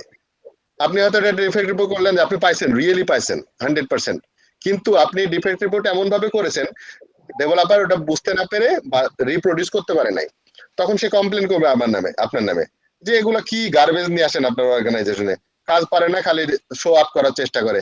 ডিফেক্ট রিপোর্ট এটা দেওয়ার দরকার দিয়ে দিছে, দেখেন রিপোর্ট এই সেম টেস্ট এক্সিকিউট করছি আমি, দেখেন কোনো ডিফেক্ট নাই, প্রজেক্ট ম্যানেজারকে দেখাই দিল। তখন আপনাকে ডেকে একটু অপমানস্বরূপ কথা বলতেও পারে, যে আপনার একটু নলেজ বিল্ড আপ করা দরকার, আপনার ট্রেনিং দরকার। সো আপনাকে you have to very careful for reporting. এটা কিন্তু অনেক বড় কাজ টেস্টারের জন্য। এই কথাগুলো এখানে বলা হয়েছে।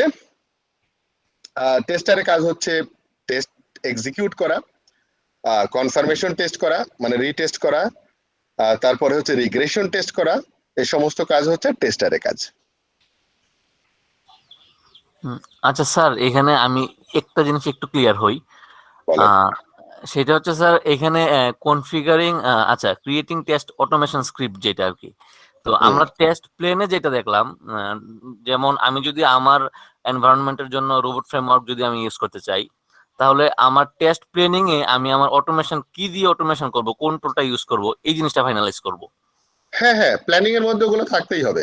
কারণ আপনি যখন টেস্ট ম্যানেজার প্ল্যান করবে তখন তার একা একা করবে না, টেস্ট অ্যানালিস্টও বসবে, সবাই বসবে প্ল্যানিং এ ডাটা দেওয়ার জন্য। তো সেই ক্ষেত্রে আপনাকে ওটা করতে হবে। হ্যাঁ, বলেন। আচ্ছা, এর পরের স্টেজটা যেটা ছিল পরের স্টেজটা ছিল test analysis and test design.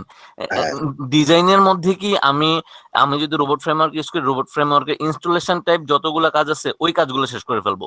না, ইনস্টলেশন কাজ হচ্ছে ইমপ্লিমেন্টেশনে। অ্যানালিস্টের কাজ শুধু কনসেপ্ট ডিজাইন করা পেপারে।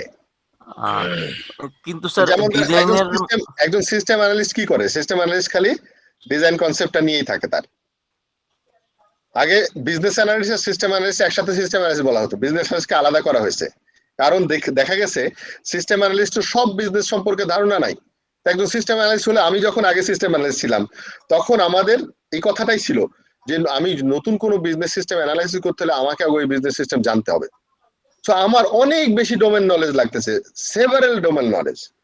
বাট তখন করলো কি, বিজনেস অ্যানালিস্টকে আলাদা করলো। কিন্তু সিস্টেম অ্যানালিস্টের কাজ হচ্ছে উইদাউট এনি এক্সিকিউটিং এনিথিং, কখনোই আমি কিছুই করব না, আমি ডিজাইন স্পেসিফিকেশনটা করব। কেমন, ধরেন ইউআই ডিজাইন করলাম, এই ডিজাইনটা এমন না যে আমাকে বসে বসে কোনো ল্যাঙ্গুয়েজ দিয়ে করতে হবে। হ্যাঁ, আমি হয়তো টুলস ইউজ করতে পারি। কেমন, আমি ডাটাবেজের ইয়ার ডায়াগ্রাম তৈরি করবো। ইয়ার ডায়াগ্রাম ইজ নট আমি ডাটাবেজ স্ক্রিপ্ট বানাবো, আমি ডায়াগ্রাম টুল দিয়ে করব, যে টুলটা হয়তো ভিজিও অথবা আপনার এমন টুলস যেগুলো আসলে এক্সিকিউশনের ব্যাপার না, ডিজাইন কনসেপ্ট। আমি ইউআই ডিজাইন করতে চাই, আমি ইউজ করতে পারি কি বলে ওই এক্সডি ইউজ করতে পারি অথবা ওয়্যার ফ্রেম স্কেচার ইউজ করতে পারি। হ্যাঁ, এমন না যে আমাকে এইচটিএমএল দিয়ে কাজ করতে হবে। এইচটিএমএল দিয়ে কাজ করবে কে? ইমপ্লিমেন্টেশন যে করবে। তো এরকম টেস্টিং এর ক্ষেত্রেও যখন আমি টেস্ট ডিজাইন করতেছি, আমি কোনোটা স্ক্রিপ্টও লিখবো না, কোনো ইনস্টলেশনও করবো না, কিছু করবো না। অ্যানালিস্টের কাজ এটা না, বুঝতে পারছেন? এই ফেজে কি স্যার, এই ফেজে আমরা ফর এক্সাম্পল মুস্তাফিজ যে বলতেছিল যে রোবট ফ্রেমওয়ার্কের কথা, সো ওই যে ফ্রেমওয়ার্ক এই আপনার আপনার সেকেন্ড ফেজে আমরা করব কি অটোমেশন আর্কিটেকচার, সেটা আমরা ডিজাইন করব। এবং এই ক্ষেত্রে আমার প্রিকন্ডিশন হচ্ছে যে আমার ওই যেই ডোমেইনের জন্য আমি এটা ডিজাইন করতে যাব সেটা প্রপার নলেজ থাকা, যে কোনটার পরে কোনটা এক্সিকিউট হবে, সিকোয়েন্সটা কি হবে এইটা। আর ইমপ্লিমেন্টেশন ফেজ, আপনার কথা মতো ইমপ্লিমেন্টেশন হচ্ছে যে আমি ইনস্টলেশন থেকে শুরু করে ওটাকে আপনার কোড রাইট করা, সেটা যেভাবে হোক না কেন ওই ফেজটা। বেসিক্যালি এক্সিকিউট করার আগে যে কাজগুলো আছে ওগুলো কমপ্লিট করে ফেলতে হবে। আর ডিজাইন এন্ড কি বলে অ্যানালাইসিস এন্ড ডিজাইনের কাজ হচ্ছে যে আমি ধরেন একটা টেস্ট কেস লিখলাম, এর ইনপুট ভ্যালুস কি হবে, টেস্ট কেস নাম্বার 1 ধরেন আমি এক্সেলে বানাইছি। কিন্তু ইমপ্লিমেন্টেশনের কাজ হবে কোড দিয়ে ওই টেস্ট কেস গুলাকে বানিয়ে ফেলা।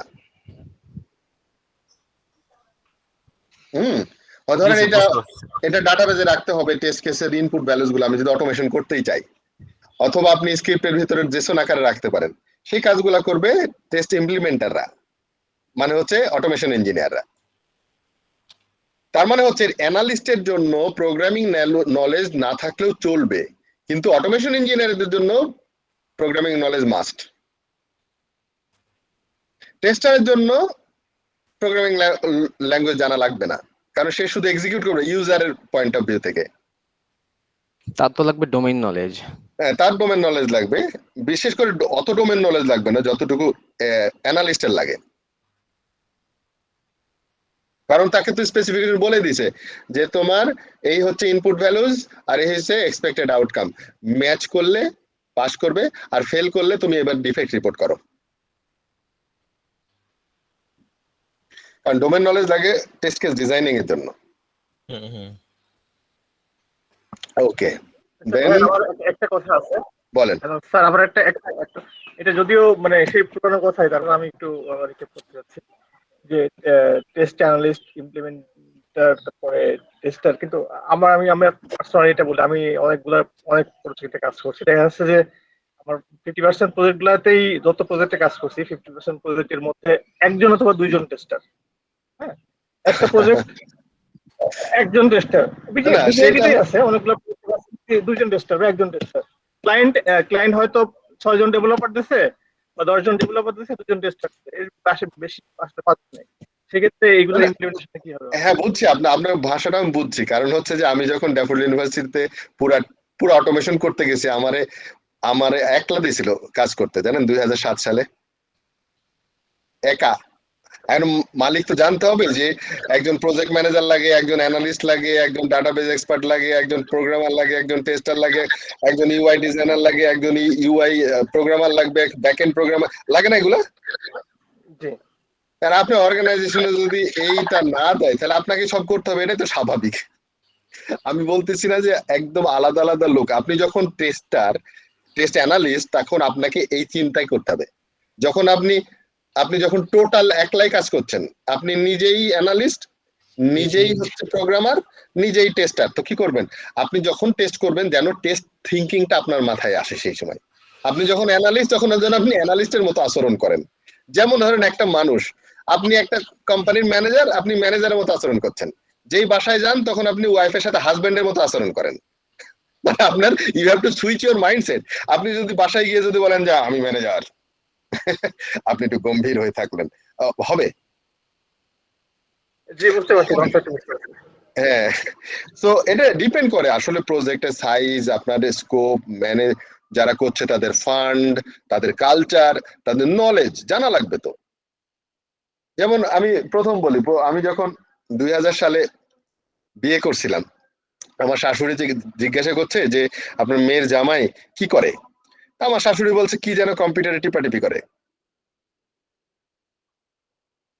তো তাদের কাছে, বাইরের লোকদের কাছে কম্পিউটারের জগৎটা হচ্ছে কে অ্যানালিস্ট আর কে টেস্টার আর কে যে হার্ডওয়্যার ইঞ্জিনিয়ার, বুঝে না, তাই না? তো এরকম আপনার অর্গানাইজেশনে হতে পারে আপনি এত কথা আপনি এখন পড়ছেন, আপনি তো নিজেও হয়তো জানতেন না যে এই ডেজিগনেশন গুলো লাগে। আপনি জানতেন টেস্টার লাগে শুধু, এইটুকু নিয়ে হয়তো ফাইট করছেন এক সময় যে আমাদের তো টেস্টার আলাদা লাগবে, ওই কোম্পানিতে টেস্টার আছে। আমি যখন আইসিটি মিনিস্ট্রিতে এই কোর্সটা কন্ডাক্ট করছিলাম, আইসিটির যে ইয়েটা কি বলে, আমাদের যে টেস্টিং উইং আছে বিসিসি ভবনে, তো তাদের কাছে যখন আমি শিখালাম, সেম আপনার মতোই কোশ্চেন। আমাদের কাছে প্রজেক্ট আসে টেস্ট করার জন্য, হয়ে যায় তখন খালি এক্সিকিউটেবল কোড দেয়, মানে সফটওয়্যারটা দেয়। আমরা তো এই এতগুলো এখন কি করে করবো, আমাদের তো ডকুমেন্টই দেয় না। তা আমি বললাম যে আপনারা তো ওইটুকু নিয়েই সন্তুষ্ট ছিলেন আগে, মনে করছিলেন যে ওইটাই টেস্টার, এখন শেখার পরে না তো চোখ খুলছে না। বাট আপনারা এখন ফাইট করেন, আপনাকে বোঝাতে হবে, আস্তে আস্তে হবে, এমন না তো ওভারনাইট হয়ে যাবে। আমাকে ইনভাইট করছিল যে আপনি যদি একটু বুঝাই দিতেন সিনিয়রদের, আমি বললাম ডাকেন, অসুবিধা নাই, বুঝাই দেবো। বাট তাদের এমন ডে ওয়ান থেকে বুঝে যাবে এমন কোনো কথা নাই, বাট এই কালচারটা তৈরি হবে আস্তে আস্তে। ওকে, এমন না, শোনেন, এমন না যে শুধু আমাদের দেশ পিছিয়ে আছে, অনেক দেশ আছে জানেও না এটা এখনো। এই যে মালয়েশিয়া আসার পরে দেখছি যে এরাও জানে না, বুঝতে পারছেন? এরাও জানে না যে কে অ্যানালিস্ট আর কে যে টিচার আর কে যে প্রোগ্রামার, কে যে নেটওয়ার্ক নিয়ে কাজ করতে পারে।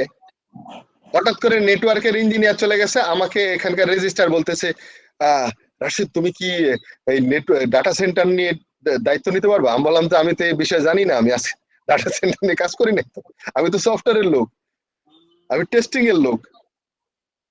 তো না, তুমি একটু ট্রাই করো, অসুবিধা নাই। আচ্ছা, এদের কি করে বোঝাবো? আমাকে দায়িত্ব দিয়ে দিল, ডাটা সেন্টারের দায়িত্ব, মানে বুঝেন, বিশাল বড় বড় সার্ভার আছে, সেই দায়িত্ব দিয়ে দিচ্ছে, আমি তো জানি না কি আছে। এরকম রিয়েল লাইফে এরকম হবেই। আমরা অনেক কিছু থিওরি পড়ি, এটা প্র্যাকটিক্যালে যাওয়া পর্যন্ত দেখবেন যে আপনি যখন প্র্যাকটিক্যালি চলে গেছেন, আপনার কোম্পানিতে দেখবেন যে যখন টেস্ট অ্যানালিস্ট আছে, টেস্ট অটোমেশন ইঞ্জিনিয়ার আছে, আলাদা টেস্টার আছে, তখন দেখবেন যে আরো নতুন কিছু আবিষ্কার হয়েছে থিওরিটিক্যাল, সেটা আবার আপনাদের নাই। সো ইটস কন্টিনিউয়াস ইভলভ হতেই থাকবে, ইভলিউশন বলে এটাকে। ওকে, এখানে টার্মিনোলজি গুলো এখানে দেওয়া আছে, আপনারা একটু পড়ে নিন, আমার মনে হয় এগুলো পরিষ্কার। যদিও তারপরেও যদি কেউ জিজ্ঞাসা করেন যে কোনো একটা টার্ম, যেমন টেস্ট স্যুট কি, test suite is a batch processing of test cases. তার মানে multiple test case one after another automatic চলার যে বিষয়টা থাকে তখন ওটাকে টেস্ট স্যুট বলে। একসাথে অনেকগুলা সিরিজ অফ টেস্ট কেস, একটা শেষ হওয়ার পরে আরেকটা শুরু হবে চেন রিঅ্যাকশনের মতো করে, সেটাকে আমরা টেস্ট স্যুট বলি একসাথে। যেমন ব্যাচ প্রসেস, ব্যাট ফাইল যেগুলোর কাজ, যে ইনস্টলার মানে কি আমরা যখন ক্লিক করে দেয় ও অনেক কাজ করতে থাকে ভিতরে ভিতরে। This is called test suite, মানে more than one test cases one after another যখন চলতে থাকে সেই টোটালটাকে আমরা একটা স্যুট বলি বা প্যাকেজ। স্যার একটা জানার ছিল, সেটা হচ্ছে টেস্ট শুট কি এরকম হইতে পারে যে আমার 5টা ক্লাস আছে, তো এক একটা ক্লাসে 10টা করে টেস্ট কেস আছে, তো আমার টেস্ট শুটে আমার এই ক্লাসটা আগে চলবে, তারপরে ওই ক্লাস চলবে, তারপরে এই ক্লাস চলবে, এরকম আর কি, যে ওই শুট মানে ওই টেস্ট ক্লাসটা যখন চলবে ওই ক্লাসের টেস্ট কেসগুলো চলবে, রাইট? তো না, বিষয়টা ওরকম ভাবে যদি করেন এটা হচ্ছে আপনার সেন্ট্রিক হয়ে গেল, মানে আপনার ডেভেলপমেন্ট সেন্ট্রিক, যে আমি ক্লাসটা টেস্ট করতে চাচ্ছি, তাহলে ওই ক্লাসের সব টেস্ট কেসগুলো আমি চালিয়ে দিয়ে করবো, ডেটা স্যুট বানালাম না, ওই ক্লাস স্যুট। বিষয়টা এরকম ঠিক হয় না, এরকম করতে পারেন, কিন্তু মিনিংফুল যদি করতে হয় তাহলে একটা বিজনেস সিনারিও দাঁড় করাতে হবে।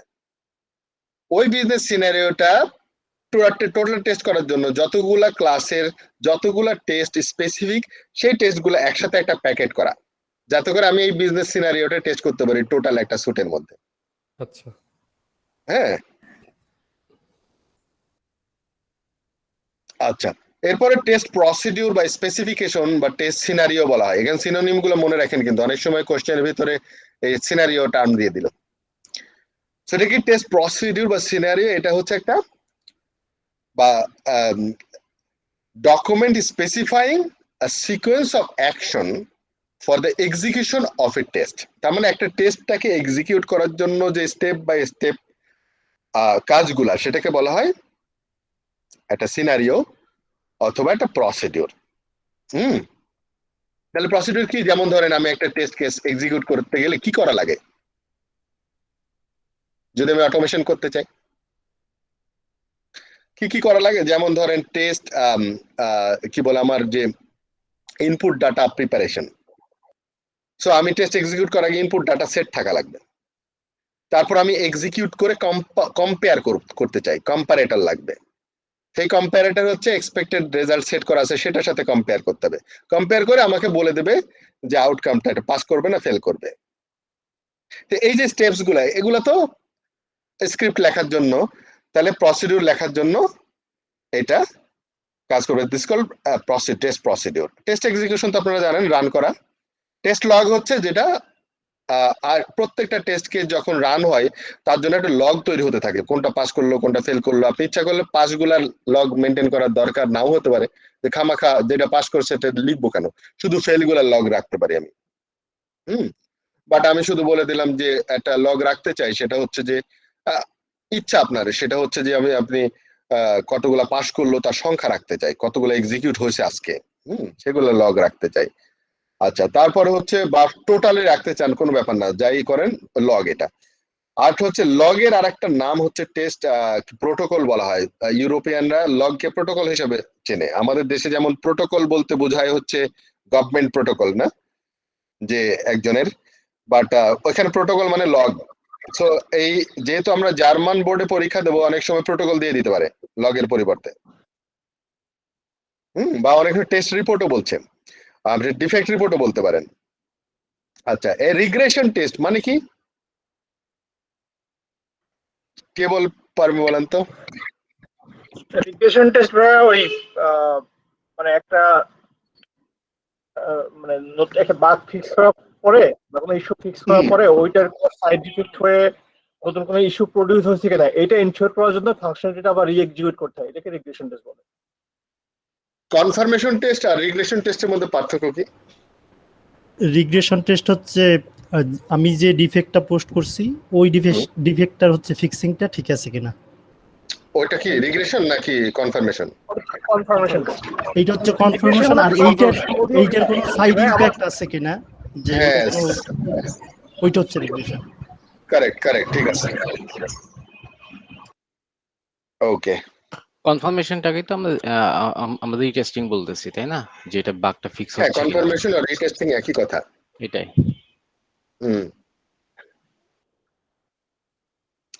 Now exit criteria.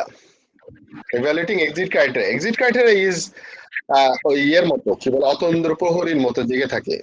যেমন ধরেন যে অ্যালার্ম ক্লক কি করে, আমি একটা অ্যালার্ম দিয়ে রাখছি রাত কি বলে ভোর 3টার সময় আমাকে যেন ডেকে দেয়। সে কখন রান, মানে 3টা বাজলে সে রান করে নাকি? 3টা বাজলে সে অ্যালার্ম দেওয়া শুরু করে, তার আগ পর্যন্ত কন্টিনিউয়াস খালি ঘড়ি দেখতে থাকে, সে সিস্টেম থেকে টাইম দেখে, কম্পেয়ার করে, বাজছে বাজছে বাজছে, এরকম চলতেই থাকে তার ভিতরে। তো এক্সিট ক্রাইটেরিয়া ইভ্যালুয়েট করবো হচ্ছে আমরা ওরকম প্রতিটা দিনই আমরা দেখবো, আসলে আমরা দেখবো না, সিস্টেম দেখবে যে কতগুলা এক্সিট ক্রাইটেরিয়া যেটা মিট করার কথা ততদূর হলেই আমাকে বলবে যে টেস্ট কমপ্লিট হয়েছে। Now you can close the test activities. তো যখন আমি এক্সিট ক্রাইটেরিয়া করে দিই, assessing test execution against defined objectives, that is test and criteria, আমি সবসময় দেখবো evaluating test logs, that is summary of the test activities, test result, communication, exit criteria. তার মানে অলওয়েজ আমি কম্পেয়ার করবো এক্সিট ক্রাইটেরিয়ার সাথে। এগুলা দেখে দেখে আমরা দেখবো যে আচ্ছা কত পার্সেন্ট হলে আমার এক্সিট ক্রাইটেরিয়া ফুলফিল করার কথা, কতটা রিস্ক টেস্ট কমপ্লিট হলে আমি ফুলফিল হওয়ার কথা। হ্যাঁ, যদি আমার টাইম সেট করা থাকে টাইম বেসড এক্সিট ক্রাইটেরিয়া, তাহলে টাইমটা আজকে যদি হয়ে যায় তাহলে আমরা বলবো যে ডান। বাজেট যদি থাকে, ঠিক আছে, বাজেট এন্ট্রি যদি দেওয়া থাকে যে আমার আজ পর্যন্ত যে খরচটা হওয়ার কথা সেই খরচটা আমাকে, তাহলে বাজেটের ব্যাপারটা আপনাকে সেট করতে হবে যে ঠিক আছে 10 লাখ টাকার টেস্ট করতে চাই, তাহলে আমার প্রতিদিনের প্রতি আওয়ারের কস্ট কত যাচ্ছে সেটা যেন আমি রেকর্ড করতে পারি, কারণ এটা মনিটরিং এর ডাটার মধ্যে লাগবে যে প্রতিদিনের খরচটা কত। সে যখন মিট করবে তখন বলে দেবেন যে শেষ। সো অলওয়েজ কম্পেয়ার করা exit criteria. Provide information to allow the decision whether more test should take place. যখনই মিট করলো তখন আমি কি করব, হয় আমাকে রিপোর্ট করতে হবে, এরপরে আমি ক্লায়েন্টকে বলবো যে আমার শেষ, এখন আমরা কি করব বলো। সে বলতে পারে ঠিক আছে আরো এক্সটেন্ড করলাম, অথবা ওকে দেন ক্লোজ করেন মিট করলে। তবে শেষ না হলে স্যার, আমার তো এক্সিট ক্রাইটেরিয়া ফুলফিল হয়ে গেছে, শেষ না হবে না স্যার, কেন? আমার একটা নির্দিষ্ট আমার বাজেট অনুযায়ী একটা টাইম এস্টিমেশন করলাম, সেই সময়ের মধ্যে শেষ হইলো না। ধরেন এটা আমাদের ডেভেলপমেন্টের ওনারা টাইমলি ডেলিভারি দিতে পারে, শেষ হয় না। কি শেষ হলো না? আমাকে তো টেস্ট করতে বলছে, আমার তো টেস্টিং শেষ, টাইম ডেলিভারি দিতে পারলো না সেটা তো আমাদের ব্যাপার না। ধরেন আমার এই টাইমলাইনে এই মডিউলটা আসবে, আমি টেস্ট করব, কিন্তু যদি কোনো কারণে পিছায় যায়, আমার তো বাজেটের একটা টাইম আছে, আমার রিসোর্স এতদিন বন্ধ থাকবে, ধরেন আমার 30 দিন থাকবে, কিন্তু দেখা গেল আমাকে মডিউলগুলো সে টাইমলি দিল না, তখন আমি এক্সিট ক্রাইটেরিয়া কিভাবে করব? আপনি তখন যেটা করবেন সেটা হচ্ছে যে আমার টেস্টিং এর টাইম ক্রাইটেরিয়া শেষ হয়ে গেছে, এখন ম্যানেজমেন্ট সিদ্ধান্ত নেবে কি করব আমরা। ওইটাই তো বলছে যে আমরা তো একদম হার্ড লাইনে থাকবো না যে না করবো না, ওয়াটারফল মডেলে তো থাকবো না আমরা যে আপনি যা বলেছেন এর বেশি আর চেঞ্জ করা সম্ভব না, আমাদের ফ্লেক্সিবল হওয়া লাগবে। বাট আমাকে তো জানাতে হবে যে দেখেন আমার কিন্তু টাইম শেষ, এরপর আমি যদি কিছু করেন তাহলে আপনাকে রিডিজাইন করতে প্ল্যান করতে হবে, হয় আপনি তাহলে আমাকে আরেকদিন চালাতে হলে তো আমাকে তো কস্ট দিতে হবে না। আর রিস্ক বেসড অ্যানালাইসিসে এই জিনিসগুলো আগে থেকে ইয়ে করতে হইতো, মানে হবে যে এই টাইমের মধ্যে আসলে এতটুকু আমি টেস্ট করতে পারবো, এতটুকু পারবো না। না। রিস্ক বেসড যেটা বলছে রিস্ক অ্যাসেসমেন্ট করে একটা শীট বানাতে হবে রিস্কের। ধরলাম আমার 50টা রিস্ক অ্যাসেসমেন্ট করা আছে, আমার টেস্ট করে এই 50টা যদি আমি একদিনের মধ্যে শেষ করতে পারি, আমার এক্সিট ক্রাইটেরিয়া শেষ একদিনে। এক্স্যাক্টলি। ওকে, নাও লাস্ট পয়েন্ট, সেটা হচ্ছে ক্লোজার অ্যাক্টিভিটিস। ক্লোজার অ্যাক্টিভিটিস কি? কাজ শেষ, এখন আমরা সাধারণত একটা প্রোগ্রাম শেষ হলে সবাই কি করে, দুই একজন বসে থাকে সব গোছানোর জন্য, বাদ বাকি সবাই আস্তে করে ভেগে যায় না। টেস্টিং এর ক্ষেত্রেও ওরকম প্রজেক্ট শেষ হওয়ার সাথে সাথে যেন অনেক কাজ আছে। কি কি কাজ আছে দেখেন, collection data from completed test activities two consolidate experience. তার মানে আমি এই ডাটাগুলো অ্যানালাইসিস করে আমাকে অনেক ফ্যাক্টস ফাইন্ডিংস দিতে হবে, টেস্ট ওয়্যার সেট করতে হবে, টেস্ট ওয়্যার যেন আর্কাইভ করতে পারি ভবিষ্যতের জন্য।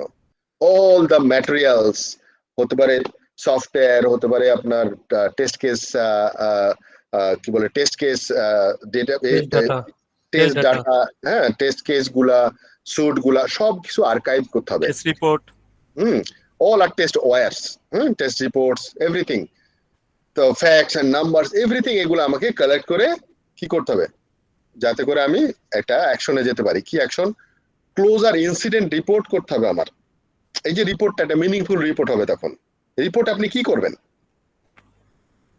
রিপোর্ট তো এরকম হবে না যে একজনে যে কাঁঠাল খাওয়ার গল্পের মতো, তোর বাপ কেমন করে মারা গেছে, একজনের গল্প বলতেছে আর কাঁদতেছে, আর এর আরেকজন কাঁঠাল খেয়ে ফেলেছে, আর একজন বললো যে পড়ছে আর মরছে, ব্যাস শেষটাও খেয়ে নিল।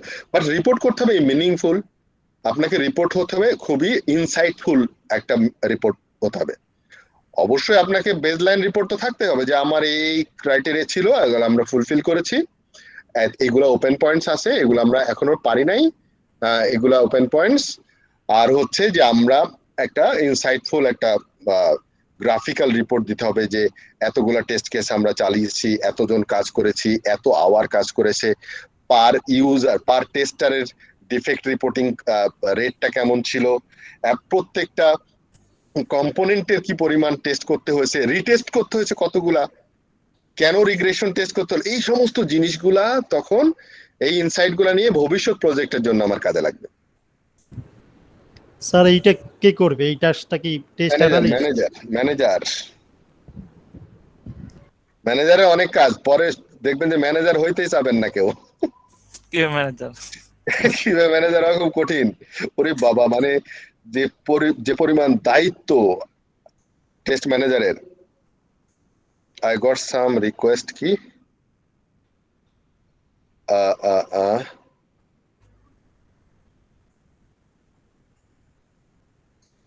about session break. ও আচ্ছা, ওকে, তাহলে আমি 15 মিনিটস একটা ব্রেক দিয়ে আমি নামাজ পড়বো।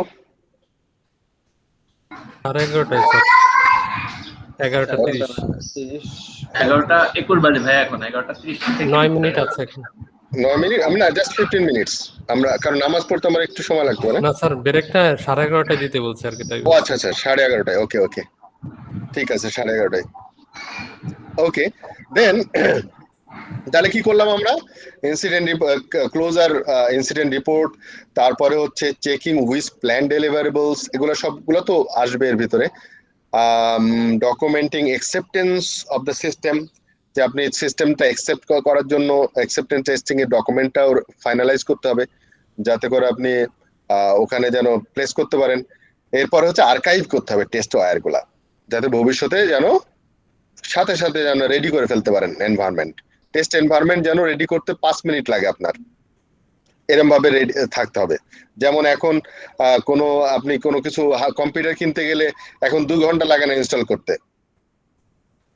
তাই না? আগে আমরা কোনো কম্পিউটার কিনতে গেলে পার্টিশন ভেঙে নতুন করে অপারেটিং সিস্টেম ইনস্টল করতো, অল দ্য সফটওয়্যারস গেমস যা আছে সেগুলো ইনস্টল করে তারপর করতে করতে 2 ঘন্টা পরে দিত।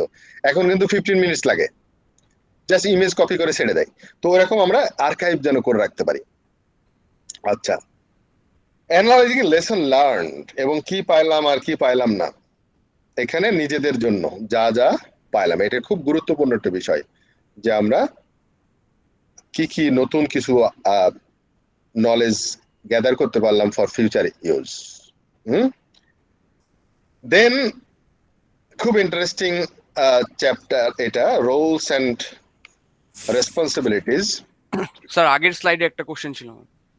আগের স্লাইড হচ্ছে, বলেন স্যার এই যে closure of incident reports or raising, এটা কি স্যার যে ধরেন আমি অ্যাকসেপ্টেন্সের আগেও দেখা গেছে যে কিছু হয়তো নন ইস্যু থেকে যায়, ওই জিনিসগুলার রিপোর্ট নাকি হচ্ছে আবার নতুন করে আপনার যখন ইউজারের কাছে গেছে, ইউজারের কাছ থেকে নতুন কোনো রিপোর্ট আসছে, মানে দুইটাই বুঝাইছি কি?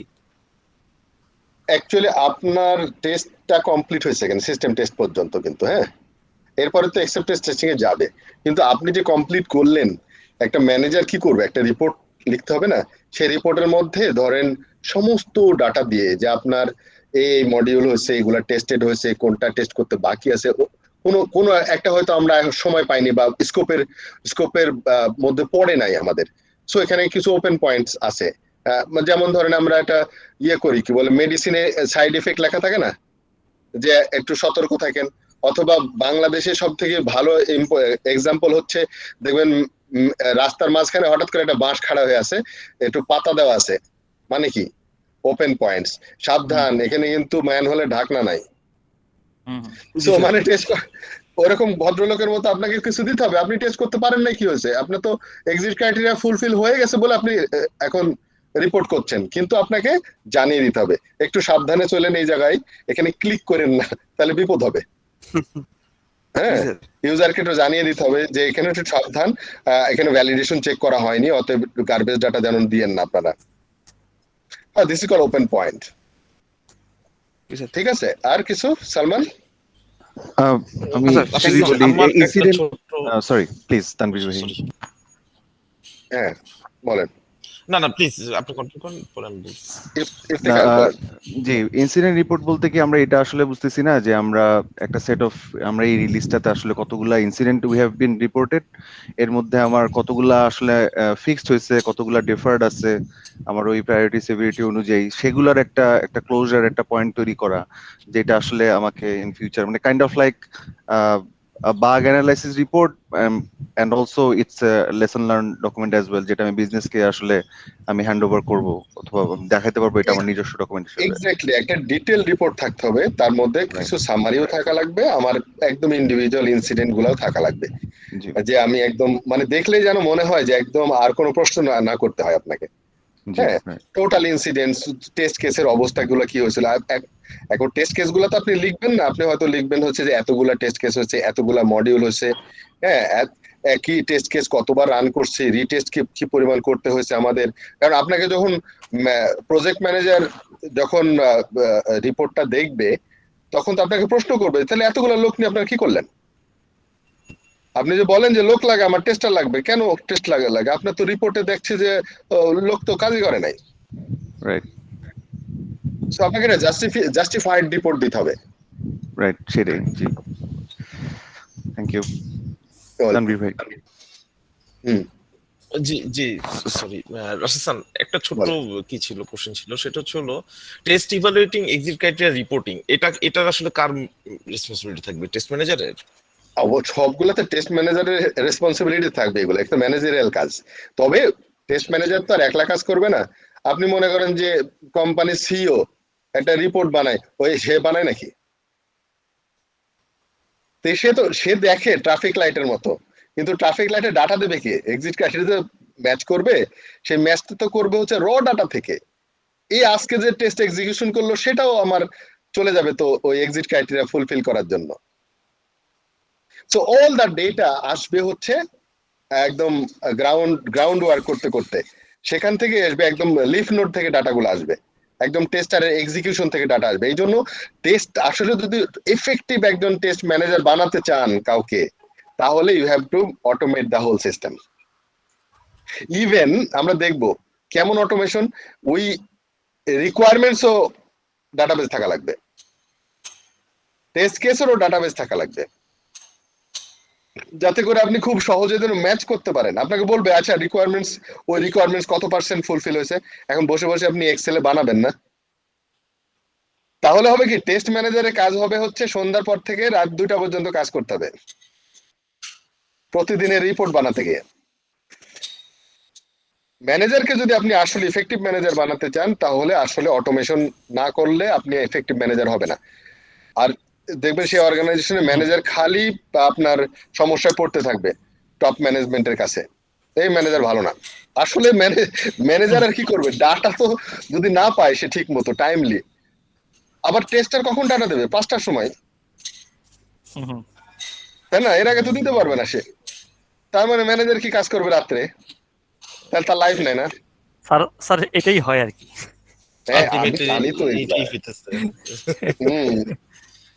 মানে আমাদের যখন টেস্ট টিমে যখন কাজ করে দেখা যায় টেস্টাররা বুঝতে চায় না যে আমি কেন এটাকে এইভাবে মেনটেন করবো না, এইভাবে মেনটেন না করলে তো আসলে টিম ডাটা পাবে না, ডাটা দিতে পারবে না ম্যানেজমেন্টের কাছে। এটা দারুণ একটা কম্বিনেশন আসলে লাগবে। এই জন্য কিন্তু এই যে এই ফাউন্ডেশন লেভেলটা কেন ম্যানেজমেন্টও দিয়েছে জানেন, একজন টেস্টারও যেন বুঝতে পারে যে ম্যানেজারের পেনটা কোথায়।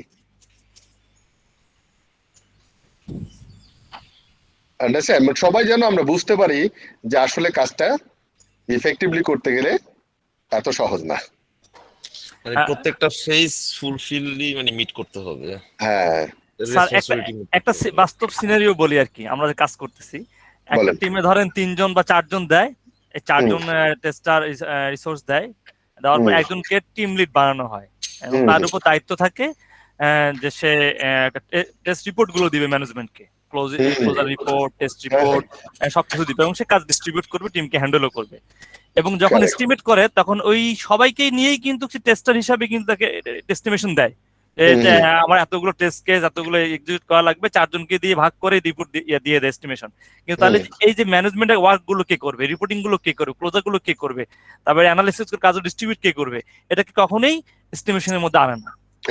এটা ভুল এস্টিমেশন এই জন্য। হ্যাঁ, এবং শেষে বলে যে লেসন লার্নিং লেখো, কেন ডিফেক্ট কেন কোন কি ধরনের রিপোর্ট বেশি, কি ধরনের ডিফেক্ট বেশি, ইউআই বেশি না ফাংশনাল বেশি না মেজর বেশি না কোনটা প্রায়োরিটি, এই রিপোর্ট দাও।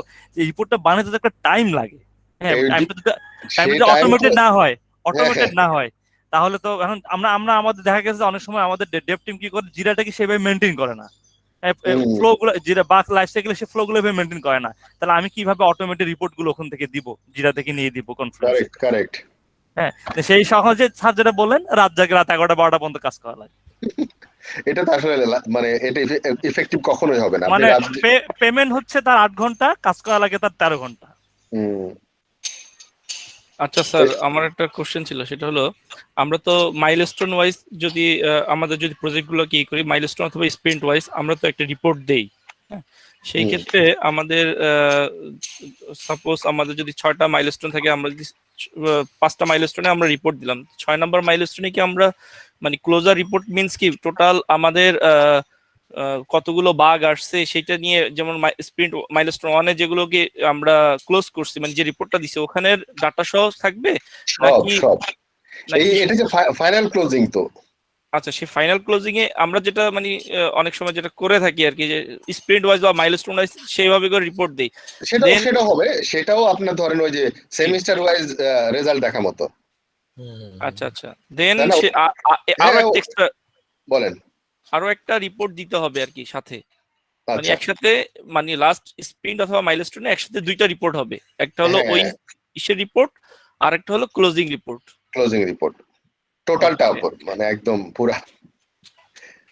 স্যার এখানে একটা কোশ্চেন আছে, এখানে কি আপনার এটা কি স্যার মানে ধরেন আমি ফার্স্ট স্প্রিন্টে, আমাদের ধরেন 3টা স্প্রিন্ট, হ্যাঁ, তো ফার্স্ট স্প্রিন্টে আমি দেখা গেছে যে টেস্ট করার পরে বাগ আসছে, তো ওইটা হচ্ছে ফার্স্ট স্প্রিন্টের রিপোর্টে দেওয়া হয়েছে। তো সেকেন্ড স্প্রিন্টে যখন আসলাম তখন ওই ফার্স্ট স্প্রিন্টের বাগগুলা রিজলভ হয়ে গেছে, তো সেকেন্ড স্প্রিন্টে আমি আর ওই বাগগুলা দিলাম না, সেকেন্ড স্প্রিন্টে আবার নতুন করে কিছু বাগ আসছে। হ্যাঁ, থার্ড স্প্রিন্টে গিয়ে দেখা গেল ওই বাগগুলা সব ফিক্স করে দিয়ে আরো নতুন 2-1টা হয়তো, কারণ যেহেতু থার্ডটাই হচ্ছে ফাইনাল মানে কি আর কি, তো ওইখানে হয়তো আপনি এক্সপেক্ট করতে পারি যে অল্প কিছু হয়তো বাগ থাকবে যেগুলো আপনার মানে রিকোয়ারমেন্টের সাথে কোনো ঝামেলা করবে না আর কি। হ্যাঁ, তো থার্ড স্প্রিন্টে কি আমার প্রিভিয়াস 2 স্প্রিন্টের যে বাগগুলো হয়েছে এগুলো কি দেওয়া দরকার আছে নাকি?